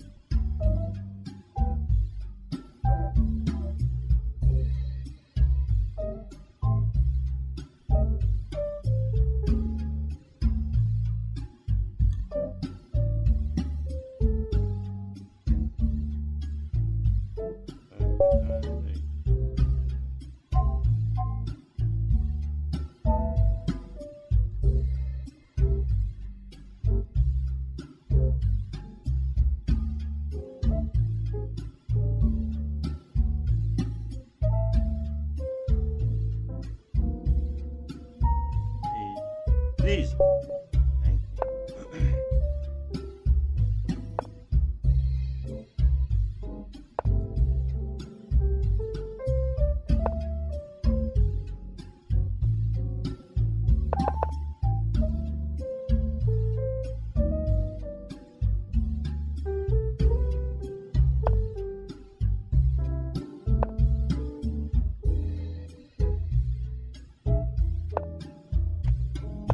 you.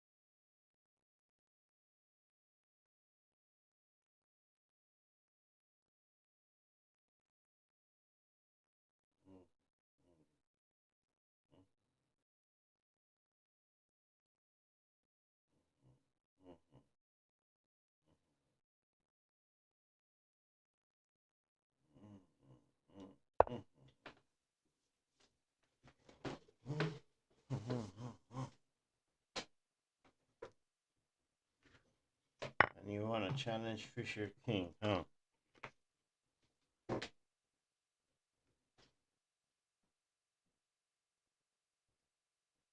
No, I want to buy a gaming mouse. Nigga. Nigga. What happened? He's gonna allow me that check. I'm a nice person. Check.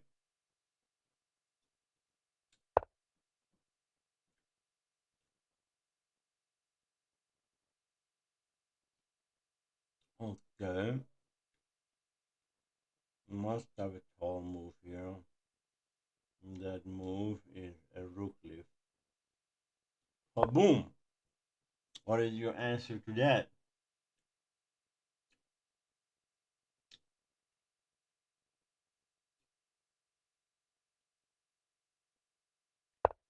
Oh yeah, yeah, nice. You're gonna push the pawn, right?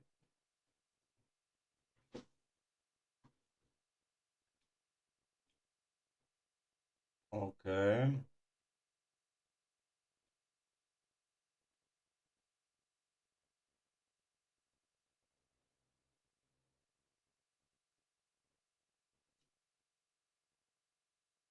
Kaboom. No. Kaboom. Whatever, man. Let's see what happens. But you can't kaboom with that.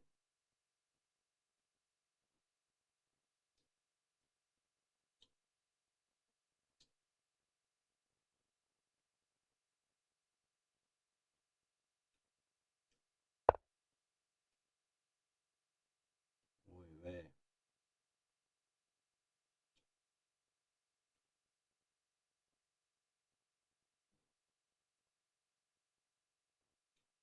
God dang it.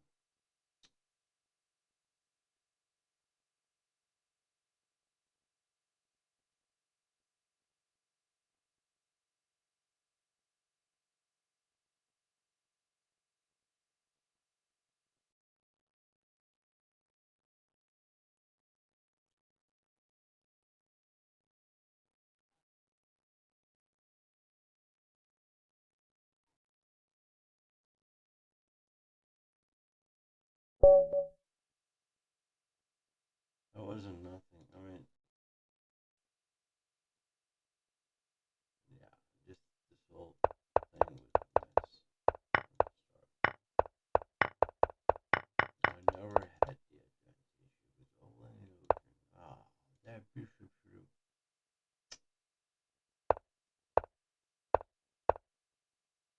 Oh, oh, yeah, it was never so, yeah. Oh, yeah.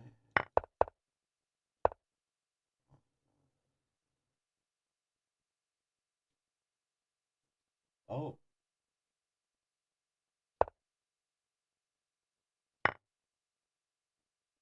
okay.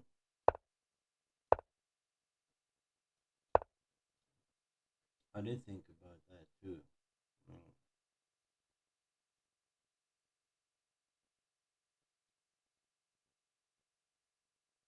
Say a human would go like this.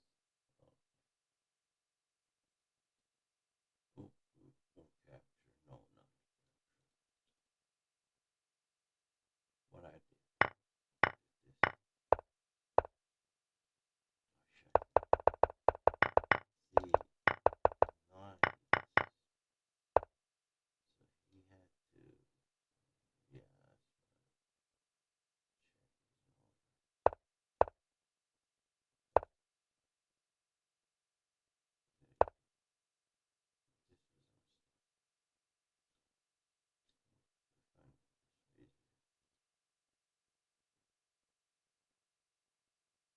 the bishop never came out.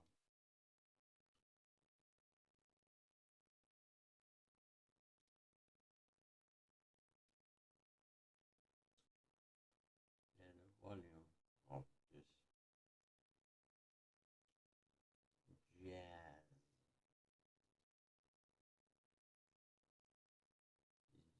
Jazz.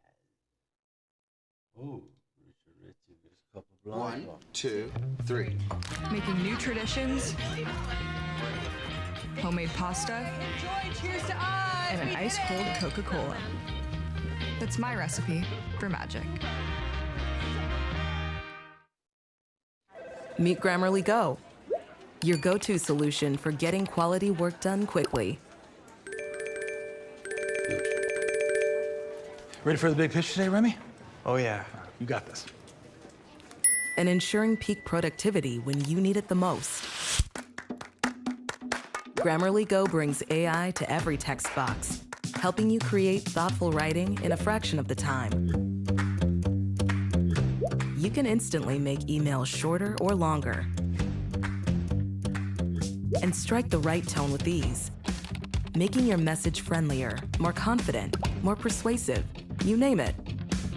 And with the ability to generate responses with just a click or a few bullet points, you can get email replies out in record time, giving you time back to focus on the bigger tasks at hand, like making sure that presentation is just right.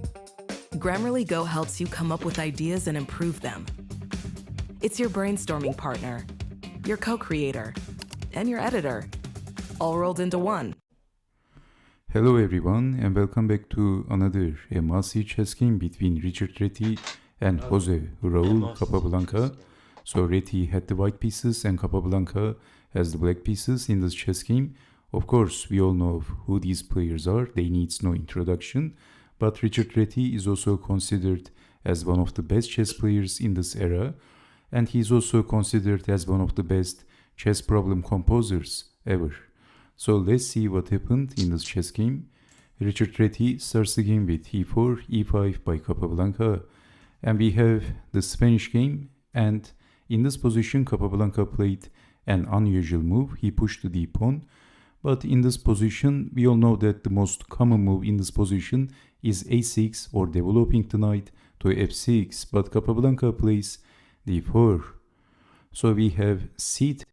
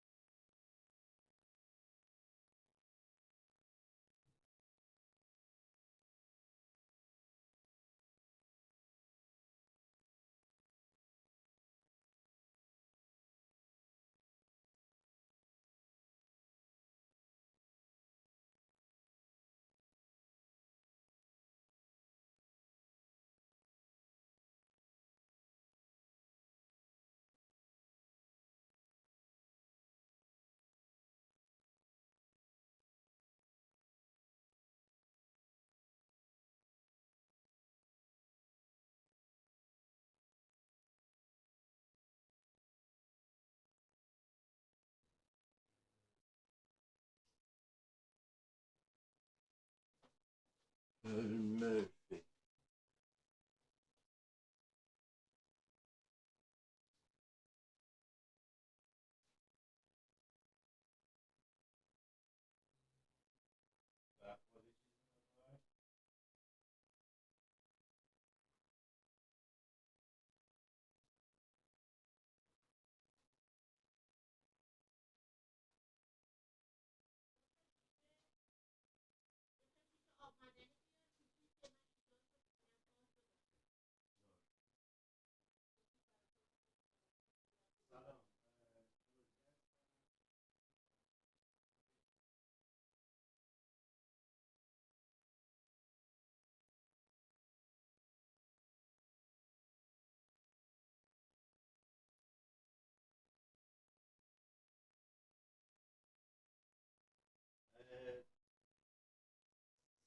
چهار تا کوکاکولا کارا دارم میندازه کوکاکولا پلاستیکی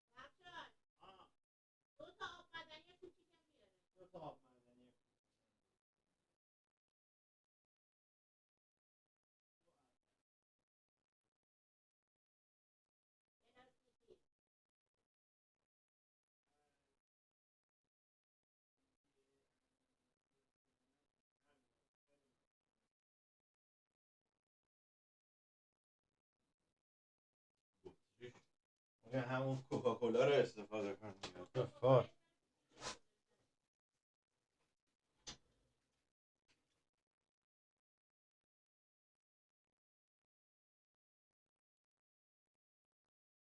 What are we even doing? What are we even doing?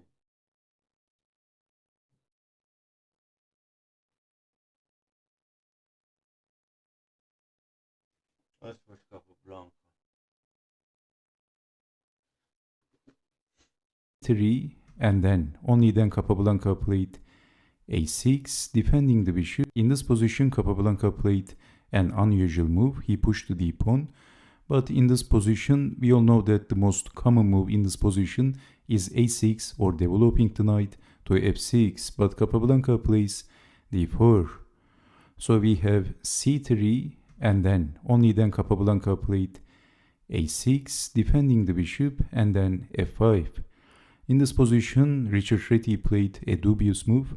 He played d4. Actually simply capturing the pawn was better, but then it looks like black is going to develop his bishop aggressively on f5. So we have d4 and Capablanca simply captured the pawn. Knight is being defended by Reti and attacking the e-pawn. And you know that Capablanca liked to play simple chess. He captured one more pawn, e takes on d4.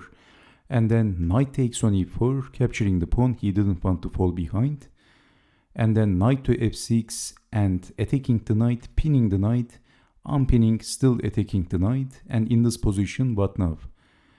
Reti played another dubious move. In this position, knight takes knight, check was better. But it looks like white is going to lose the pawn at the end of the day. So in this position, he didn't want to fall behind. And he played queen takes on d4. Is Reti playing with fire against Jose Raul Capablanca? His other name was the human chess machine, Capablanca. Well, indeed he is playing with fire in this position because Capablanca played, can you see the move? There is a very strong move in this position for black.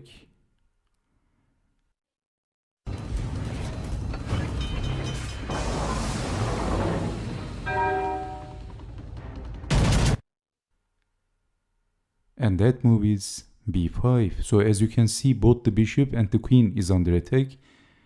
So knight takes on f6, trying this.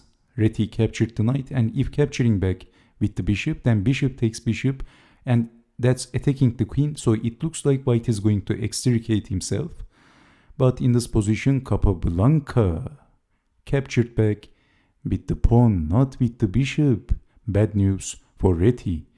It is a very, very bad news, because look at this position. 3 of his pieces is under attack. Most importantly, the queen is under attack. The bishops are also under attack. So Capablanca is hitting 3 of the pieces of Reti. Reti tried queen to d5, so attacking the knight with check, but actually Capablanca simply captured the bishop and he is a piece up. And in this position, believe it or not, but there is no compensation. This is easily winning for black. If black can find some of the most accurate defenses, and of course that's out of questions, of course Capablanca was very accurate. And in this position, not capturing the knight, but bishop to h6, Reti plays desperate. He plays a desperate move, and he is trying a little trick against Capablanca. So in this position, what happens actually if capturing the knight? This is check, but simply blocking with the bishop, attacking the queen and defending the rook. So after defending the queen, we can simply capture the bishop. There is check. It looks little shaky for black, but actually black is completely safe, and the computer chess engine says black is -4 point better. Black has the -4 points advantage in this position. That's what the computer chess engine says. If you don't believe me, believe the chess engine. Okay, so in this position, Capablanca captured and then bishop to h6. But can you see the little trick in this position by Richard Reti? Well, Capablanca is not buying that. He didn't fall for it, and he played an ice-cold move, a very calm, confident move, queen to d7, engine precision by Capablanca. So if checking the king, king can escape to d8. But in this position, if you panic and if you play something like bishop to d7, well, that would be the move of a chess patzer, not Capablanca, as he was one of the greatest chess players of all times. But in this position, if something like bishop to d7, then queen to h5 is checkmate. That would be a disaster. So Capablanca played queen to d7, and if you panic and if you play something like bishop to b7 this time, okay, you didn't blunder d7, blocking the king, but this time we have perpetual check, threefold repetition, checking the king perpetually, and this is some sort of disaster for black, as you can see, because white is going to extricate himself when he was a piece down. Okay, but Capablanca didn't panic. He played queen to d7. So if checking the king, king can escape to d8. So this is the idea. And then Richard Reti castled bishop to b7. But then bishop to g7, it looks like trapping the rook. But Capablanca calmly castled from the queen side.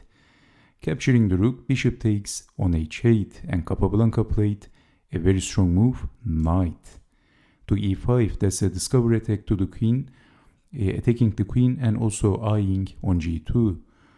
So queen to d1, defending the queen, and Capablanca was not interested in capturing the bishop. Okay, you can take the bishop, and basically it is not so bad for black. Black is going to lose the exchange, but black is going to get two minor pieces for the exchange. But instead, in this position, can you see what black can play here?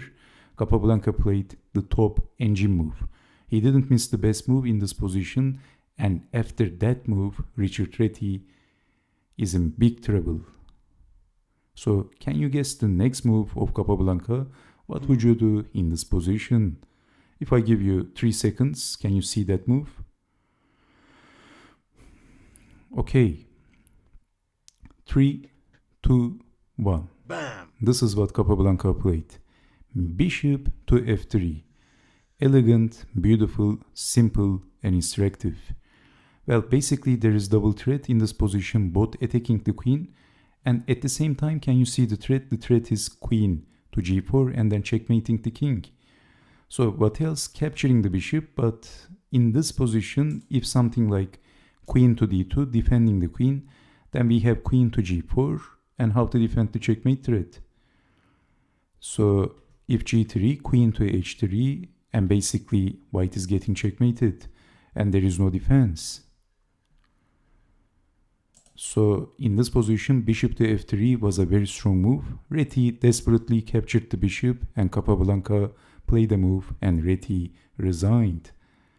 The move is queen to g3, queen to h3 by Jose, Raul, Capablanca, and Richard Reti resigned on the spot, because basically rook to g8 is unstoppable, so is knight takes on f3 and then checkmating the king on h2. Rook to g8, king to h1, queen to g2, checkmate is also a big threat. That's the main threat, and in this position there is no sensible defense for white. This is why Richard Reti, who is considered as one of the greatest chess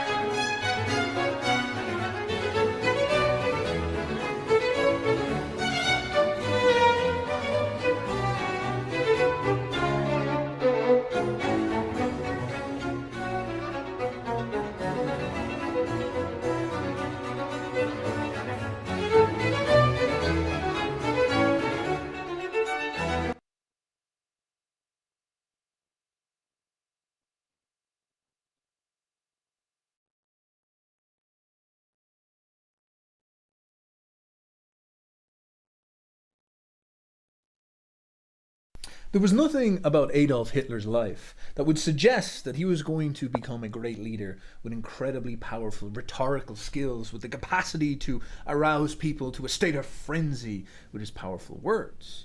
He was never trained in formal rhetoric. He was described as an introvert by people, a quiet bookworm when he was in Munich. He was called a shy loner by his comrades in World War II, but by all accounts, he sort of just discovered or manifested a mystical talent. This was an observation I saw a Twitter user make recently about Adolf Hitler, and it made me think about something that Jung said about Hitler.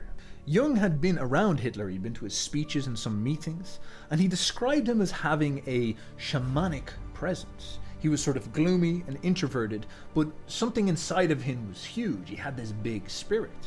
Now, over time, Jung began to realize and think that Hitler had allowed himself to become a vessel for the Germanic people's oversoul, or as you might know, Wotan.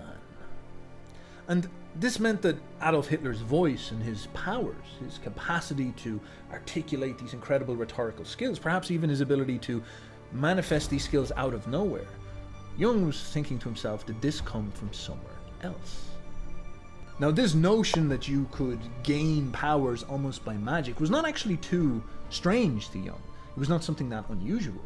He had seen it happen actually quite a lot throughout his life. In the Archetypes of the Collective Unconscious, he discusses a female patient that he had. She was struggling with anxiety and depression. She was not really an artistic person at all. She was quite sort of like one of those formal, conscientious types of people.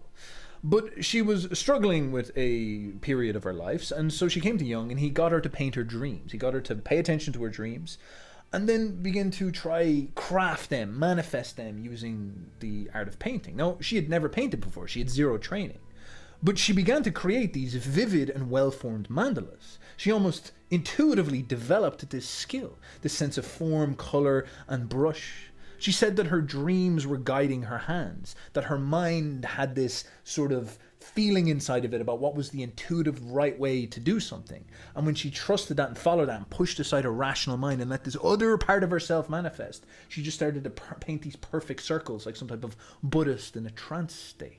There's other famous examples of this. There's this phenomenon known as the Holy Spirit giving people magical powers. I had a friend who recently was going through a crisis, and he was telling me about his mother. And his mother used to tell him a story about one of her ex-boyfriends.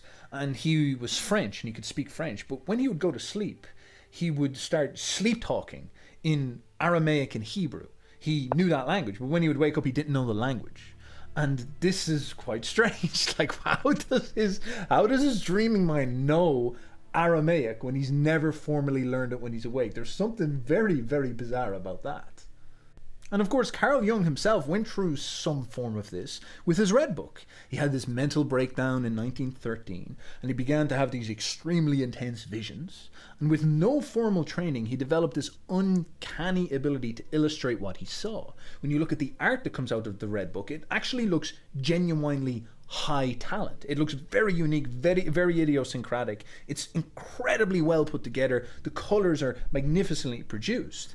And Jung was in some sense just following his dreaming mind, trying to express something within him. I've had experiences like this with making music, where I'd almost like grab an intuitive feeling inside of my dream mind or my heart or something like this, and the song and all the lyrics and the form would just pour out of me. It's a strange feeling, but it's very much a real thing. Now, this alone, this spontaneous manifestation of skill, is somewhat incredible. It's very, very weird. But this comes along with more than just that. More than just being able to make, illustrate better pictures or make nice songs or something like this. These usually come along with prophecy, with these sort of mystical intuitive powers. Jung's Red Book was all these great visions of fields of blood and dead corpses. And of course, this happened the year before World War I. And Jung was freaking out, saying to himself, oh my God, I'm going crazy. I'm seeing things. I got to blow my brains out. He used to sleep with a gun underneath his pillow because he thought something bad was going to happen to him. He thought he was going to, wake up naked the next day covered in oil and everybody be laughing at him or something like this. He was going to go batshit insane. And instead of facing that humiliation, he was saying he should off himself. But then World War I kicked off. And he started to see all these visions he was having manifest in real life. All these people going into the trenches and murdering themselves across Europe. And he was relieved. He was saying to himself, yeah, baby, I'm not crazy. Yeah, war, thank God. I'm not a crazy guy. Of course, everyone else was like, you kind of sound like a crazy guy now, but whatever. And he realized that, of all things, in this very rational age, he kind of said to himself, I think I just channeled a prophecy. I think I was just possessed, and some type of visionary future poured through me and showed me something. And in order for me to receive this prophecy, to become a vessel for this prophecy, I almost had to be destroyed as a consequence. Now, to go back to Hitler, you have to understand that Hitler had stuff like this surrounding him as well. Very eerie, weird coincidences. There was a gentleman called Franz von Stuck, who was a German symbolist painter, who liked to do stuff like channeling his dreams and his imagination and manifesting what he showed. And in 1889, which is the year of Hitler's birth, he painted a picture, which I'll show you now. Now, this picture is a picture of Wodan, the German god. And the subject of it is the wild chase, Wodan, the hunter god who stirs people up into the wild chase. Now, if you look at this very closely, first of all, it's got an eerie feeling to it generally.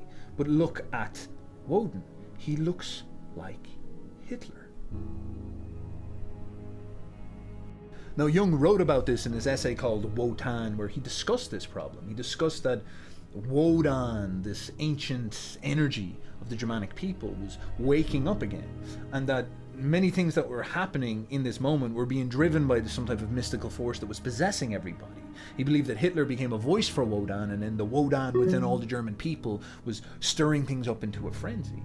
He went on to talk about how the German Christian religion, the Protestantism, is not necessarily Christian. It's almost like a kind of a cover that Wodan wears. The Protestant God is not the God of the Bible. That is Wodan coming in a skin suit, coming to kind of dance around with people and call people on to madness and frenzy. It is the racial soul, the oversoul being born through the churches type thing. Jung himself was in the presence of Hitler many times. He noticed Mussolini, for example, and he'd look at Mussolini and see in Mussolini this sort of like masculine, manly, kind of like Andrew Tate type character, you know, being like, yeah, bro, yeah, motherfuckers, like Mussolini's a big square jaw, big super Chad type character, creating fascism, creating this military state, all these types of things. But Hitler was different. Hitler was demure. Hitler was mystical. Hitler was like quite silent, the type of guy that was looking down at his toes, but then he would look up and he would have like vivid power. He had some type of like magical energy surging through him. And Jung actually made eye contact with Hitler once. And Jung, again, being very sensitive to this type of stuff because of the Red Book and all that, he made eye contact with him and he felt this huge feeling rush down him, like a chill running up his spine that was extremely overwhelming. It was like he could feel the energy coming out of Hitler's eyes. And Jung was so freaked out by this, so scared, that he left Germany the next day before the war, and that was it. He was done with it. He was like, that's bad juju right there. I'm not going with this as well. And he wasn't the only person who spoke like this. Ernst Jünger, who was a famous World War I veteran, a very compelling and amazing man. He was like, you know, pretty hardcore Nietzschean. He was a big supporter of the German nationalist movement. He hated communism. He hated liberalism. He hated all that left-wing nonsense. But he became very jaded with the Nazis during the war. He was in Paris, and he was echoing these observations that Jung was making. He was talking about that there was this like force swirling around that he didn't quite like. He described Hitler as Nilbelo, which is this like censorship that he had to do. He had to create like a fake name about him, and he wrote these novels about it.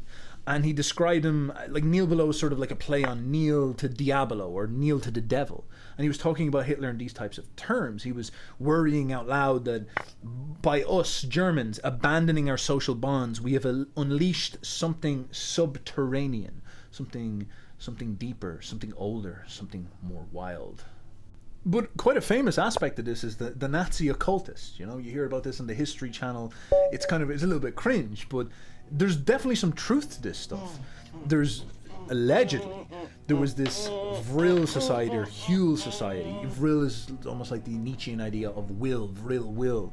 This idea of these old pagan magical rituals that were set up in these magical societies, because the 19th century was quite a Jungian irony, you know.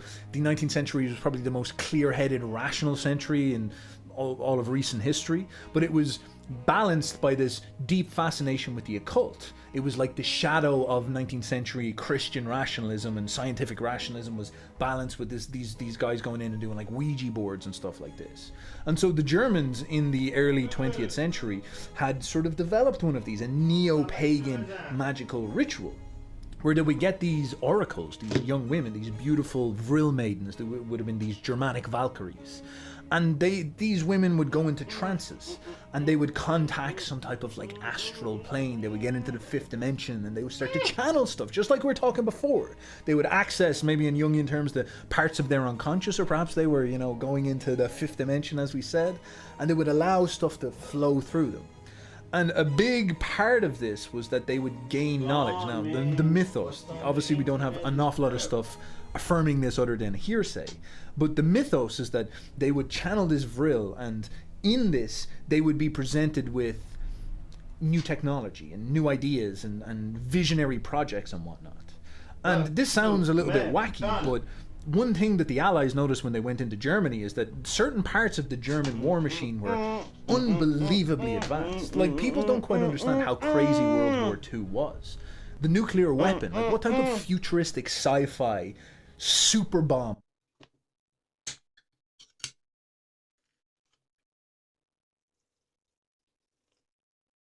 That's Fabi is a very stable player. Während du wäschst, sorgen Rückstände in der Maschine für schlechte Gerüche. Das neue Persil Tiefenrein empfohlen von 93%, um Flecken und Gerüche tief in den Fasern und Gerüche noch tiefer in der Maschine zu entfernen. Für Tiefenreinheit und Frische die neuen Persil-Discs. Außer Reichweite von Kindern aufbewahren.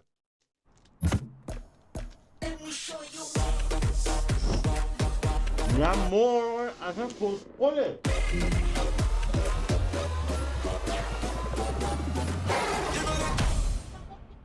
Macht an. Opel Mokka Electric.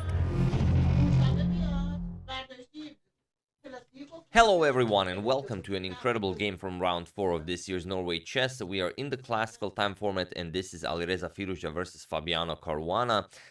If Alireza wins this game, he is in a great position in the tournament. He's currently number 2, Fabi's leading the tournament, and if Alireza wins, he will take the lead, and then, of course, if he wins all the games until the end, he can win the tournament. Same goes for Fabi, since he's leading. If he just wins, he will also win the tournament, but also whoever wins this game could be could be world number 2 in the live ratings list. Fabiano is currently world number 3, Alireza is world number 2, just behind Magnus.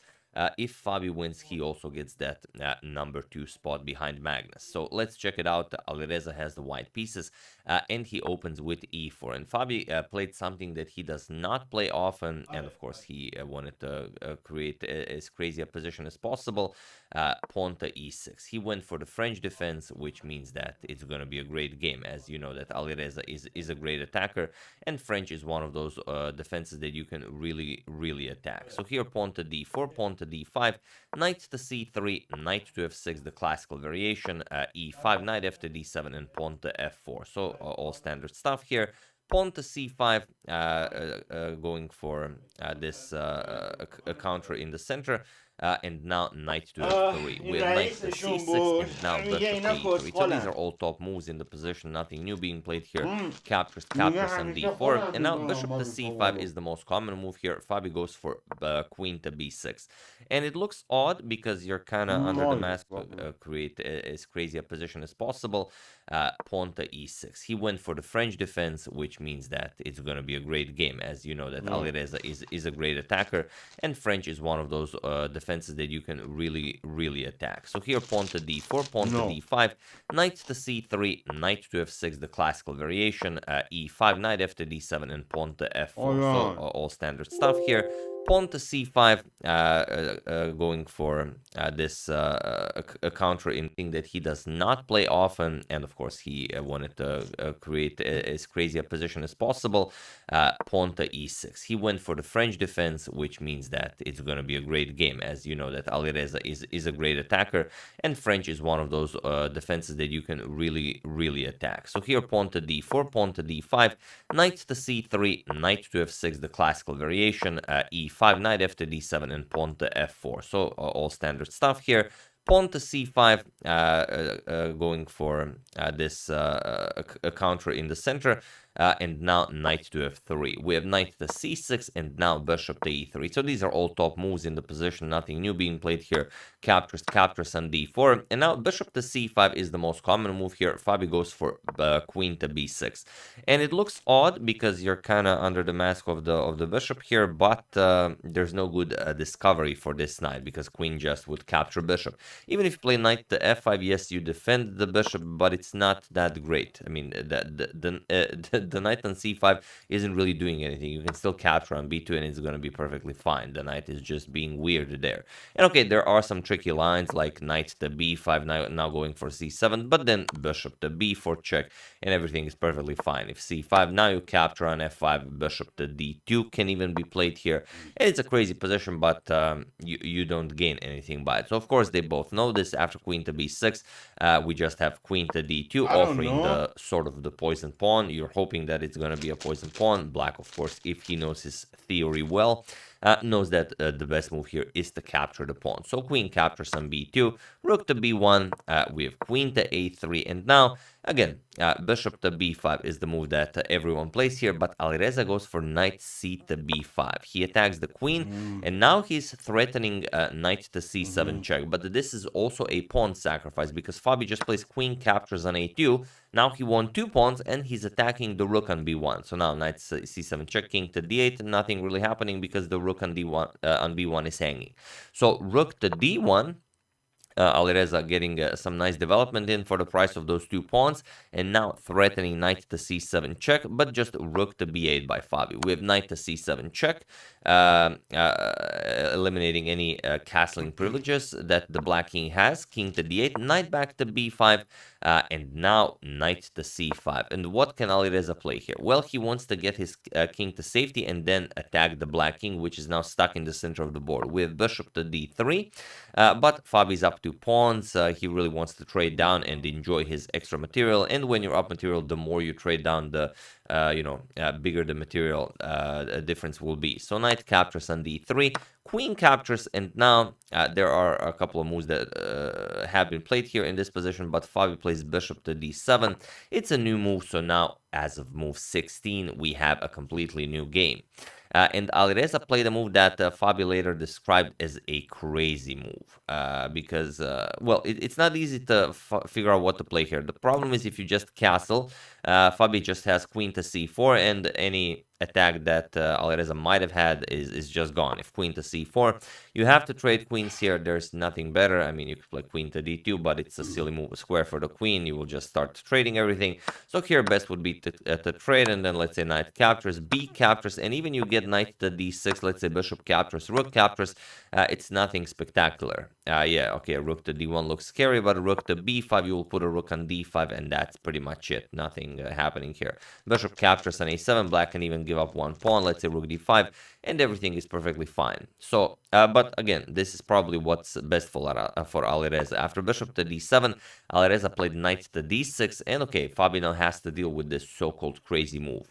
But he also said that he did not understand the move. Okay, for the moment, the queen does not have access to the c4 square, but that's pretty much it. Fabi just captured, we have e captures, and now plays queen to c4. So, what's the idea?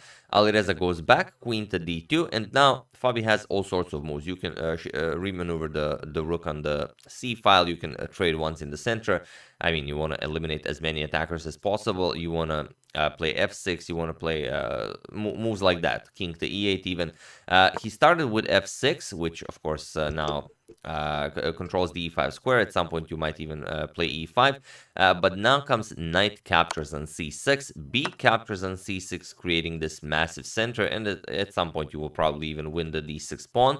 Queen to a5 with check, king to e8, and now queen captures on a7 check. And now Fabi plays a move that is truly spectacular. He plays rook to b2, and it is by far the strongest move in the position, offering a full rook to Alireza. If Alireza wants, he can just play queen to a8 check and pick up the rook on h8.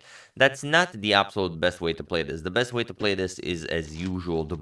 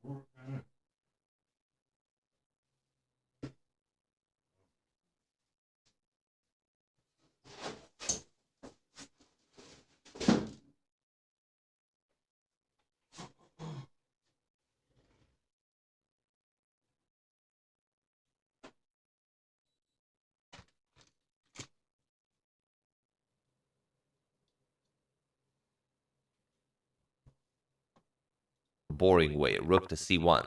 Yeah, you just defend the pawn, you offer the pawn back, and okay, black maybe can keep some advantage. Let's say queen to b4, king to e2, now rook to g8. So if you now play rook, queen to a8 check, you have king to f7 defending the rook, but you know, not nothing special. However, Alireza accepted the challenge. He played queen to a8 check, king to f7, and queen captures on h8. And now, what is Fabi's idea? Well, Fabi's idea is, how are you stopping checkmate? Queen captures on c2. What is going on here?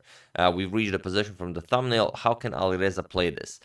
Well, bishop to d2. Of course, this stops the mate in one threat.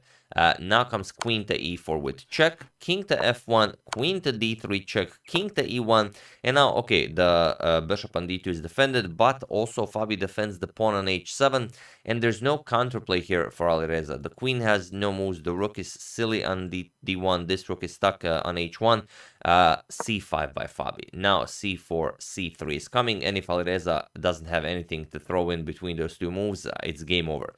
So Alireza could try something like queen to a8 to get the queen back into the game, but just bishop to b5. Well, how are you stopping this? If queen to b7 with check, if queen to b7 with check, you can even go to g6, and if f5 with check, you can even play king captures on f5. There's nothing here. Rook to f1 is impossible because of queen captures on f1 checkmate. So Alireza tried h4 instead. He wants to create some weaknesses here, but Fabi is just too fast. Bishop to b5, king to f2. You have to give back the rook, otherwise you're getting checkmated. Rook captures on d2, rook captures, queen captures on d2 with check, king to g3, and now queen to e3 with check, king to h2, queen captures on f2 with check, on f4 with check. This is now an absolute feast for Fabi. He will just gobble up all of the pawns. Yes, he's down the exchange, but I mean, look at all of those black pawns. King to g1, we have queen to d4 with check, king to h2, and now queen captures on h4 with check. King to g1, we have queen to d4 with check, king to h2, and now, of course, Fabi cannot just repeat moves, otherwise it's going to be a draw. Queen to e5 with check, king to g1, and queen captures on d6. So Fabi just cleans off the entire board. Now he's up 5 pawns. That's not something you hear very often. Even if you're down a piece, you're very rarely up 5 pawns. And here, okay, Fabi's down the exchange, but 5 pawns. And Alireza could maybe dream of continuing this game with something like queen captures on h7, and now you kind of hoped maybe Fabi plays a bad move and you do something. You do have a queen and the rook, but the black king can just enjoy himself there. Like you can keep that pawn defended and just advance these pawns to victory. It's that simple. However, Alireza played rook captures on h7, and now Fabi has a way of ending the game with a single stroke. So feel free to pause the video and try to find the absolute best move for Fabi, and pretty much the only winning move, while I give you a couple of seconds.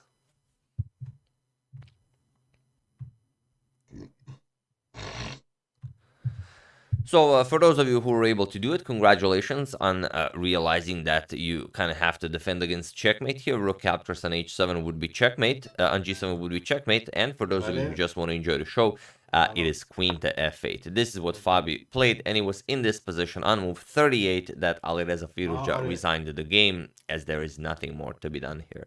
So it's definitely the best move because it forces a queen trade. The problem would be if you played something like queen to g3, which kind of does the same job, but then you allow queen to c8, and now it's very hard to actually win this because if the queen never moves from the defense of the g7 pawn, you have all sorts of ideas here. Also, the bishop might be hanging, and there's just nothing good here. If you try something like queen to e1 check, king to h2, let's say queen to e5 with check, king to h1, now king to g6, okay, you can maybe play queen to h8 if going after the pawn, and then something like f5 to defend it, but you would still have to work very hard for your meal. After this queen to f8 move, there's just nothing here, and you have to trade queens, and you resign here. Like queen captures, king captures, and there is no counterplay here. You cannot even dream of achieving anything here. It's merely a matter of pushing pawns. That's it.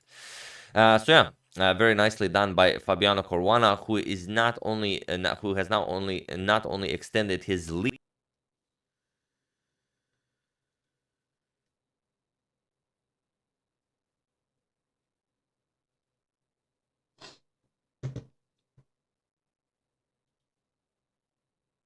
Google Pixel 7 inklusive Grow-Vorteil. Mit 25 GB und jedes Jahr 5 GB mehr. Für 32,99 € monatlich. O2. Can do.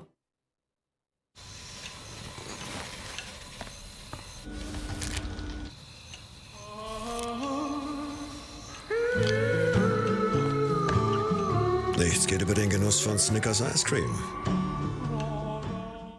Round must have a winner. That's how they are playing. C3 and now 9 pieces, and he opens with pawn to e4. Pawn to e6, Magnus goes for the French defense, d4, d5, knight to c3, and now knight to f6. And no, that is not the reason I chose this game. Pawn to e5, the Steinitz variation against Magnus's classical setup, knight f to d7, and of course pawn to f4. We have pawn to c5 and knight to f3. When you're playing against a player of Caruana's caliber, of course you can expect the main line and even a few surprises in the middle of the main line. Knight to c6, we have bishop to e3, a6, and now knight to e2. And this is sort of the first surprise Fabi throws at Magnus here. The top moves are queen to d2, pawn to a3, bishop to e2, and the knight to d2, which is kind of the fourth most popular option. And Magnus shows that this is not nothing new to him. He knows, of course, how to play this. Queen to b6 now puts more pressure on the center and also on the b2 pawn. We have queen to c1 now defending the b2 pawn, and bishop to e7. The d4 pawn is sufficiently defended, so you don't need to worry about that.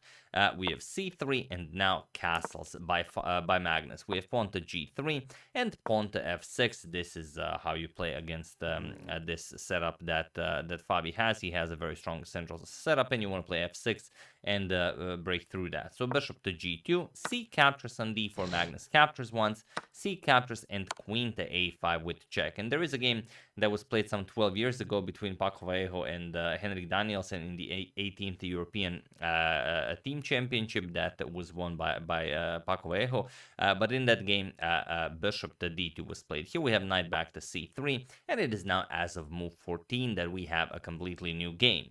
So knight to b6, Magnus now ready to throw that knight to c4, e captures on f6, bishop captures, and pawn to b3 now, stopping knight to c4, bishop to d7, and now just castles. And here, of course, you have to be a little bit careful about that knight, or the queen is the only piece that's defending it.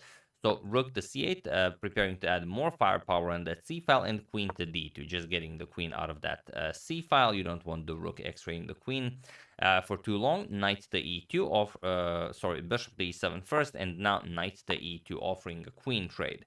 Magnus accepts. We have captures on d2, bishop captures on d2, and now rook to c7, getting ready to double up on the c-file. Rook a to c1, and now rook f to c8. And Fabi finds a very interesting move in the position because it's not easy to push anything here. Magnus has pretty much everything covered except one thing, and that is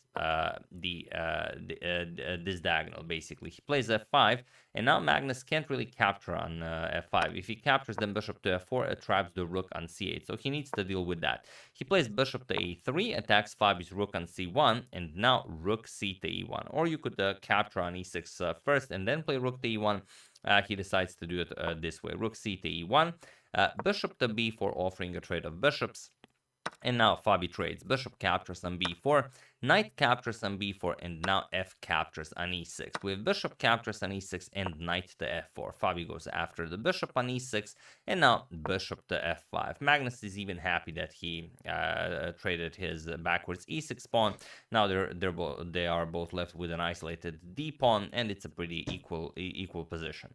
So here, knight to e5. That is now a monster knight, so you don't want to leave it there for too long. Pawn to g6. We have pawn to g4, chasing away the bishop, and bishop to e4. Bishop captures, we have pawn captures, and now pawn to a3, chasing away the knight. If you're wondering, do you capture the pawn? Well, you could, but then you also lose the a2 pawn. So first pawn to a3, knight 4 to d5. Now asking, are you ready to capture on e4? And Fabi is. We have rook captures on e4, and now rook to c3. Magnus goes for the pawns with this very active rook. We have knight to d7, and here Magnus has to be very, very careful. There are but a few moves that Magnus could play here in order not to get in trouble too much, like rook to c1 is an option. He could go rook back to c7. He could play rook to d8. Those are all the options except the move that Magnus played. He played rook captures on b3, and believe it or not, this move loses Magnus the game. It's not easy to spot why, and this is a classical game. We are only at move 32. We haven't even discussed any lines because most of it has all been played before. This is fairly irregular stuff, but Magnus already blunders here with rook captures on b3. So now feel free to pause the video and win the game for Fabi while I give you a couple of seconds. So for those of you who were able to do it, congratulations on finding this incredible idea. And for those of you who just want to enjoy the show, look at this. Knight captures on d5. And okay, that's probably one of the first moves that you thought of. Knight captures on d5, and now rook to e5. And remarkable as it is, there's no good way to defend the knight. The f6 square is covered. This is covered. If you try to defend it, let's say rook to b5, then you run into rook captures on d5. And after, of course, rook captures, knight to f6 check wins even more material. So there's really not all that much you can do here. If you go knight to e3, which is also very nice, then you just run into either checkmate or you lose more material. For example, knight to f6 check. And now if you go to g7, then rook to e7 check, and it's all over. You either go to the f file and then rook captures on e3, followed by knight d5, a discovery capturing the knight, or you go to h6 and then you just get checkmated. Rook h7, king to g5, and pawn to h4 will be checkmate. If you go to f7 right away, it's pretty much the same thing. You just capture on e3, and that's it. You're up a full piece. Rook captures, knight to d5 opens up a discovery. The king will move. It doesn't really matter where. You're going to capture the rook here. Now you're up a full knight, of course, completely winning. So Magnus tried knight to c3, but it doesn't help him all that much. Fabi just played knight to f6 with check, and believe it or not, it was in this position on move 35 that Magnus Carlsen resigned the game, as there is nothing more to be done here.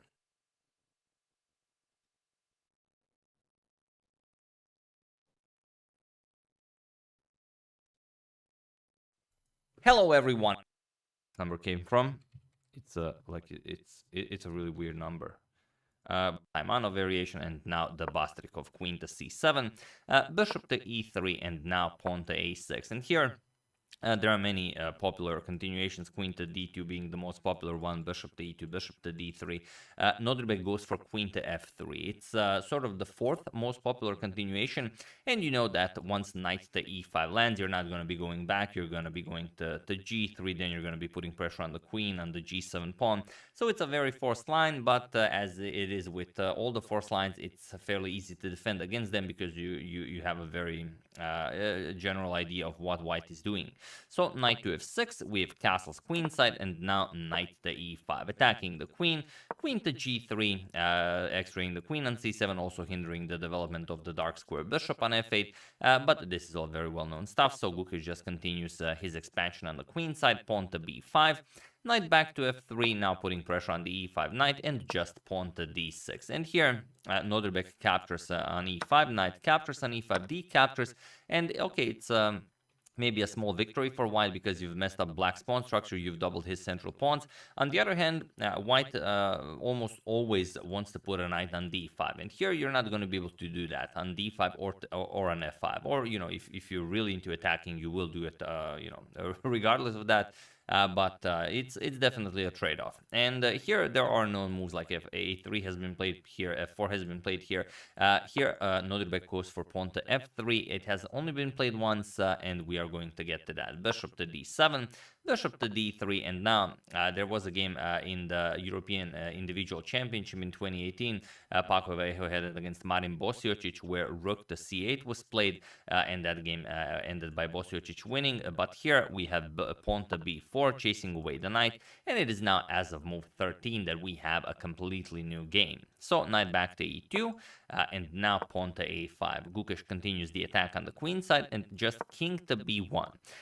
It's hard to see how exactly Nodrbek will start his own attack on the king side, as the black king is still in the center of the board. His queen is on g3, so he can't play g4, g5. So what is he to do? Well, pawn to a4. Gukesh continues his attack on the queen side, and now rook to c1, saying, okay, if you ever play b3, I'm just going to capture it, and your queen will be under attack. So g6, Gukesh says, all right, I'm just going to castle since you're not really attacking me or anything. Queen to f2, moving the queen. Now you can push h4, g4. Bishop to d6. If you push a3, just b3, and it's very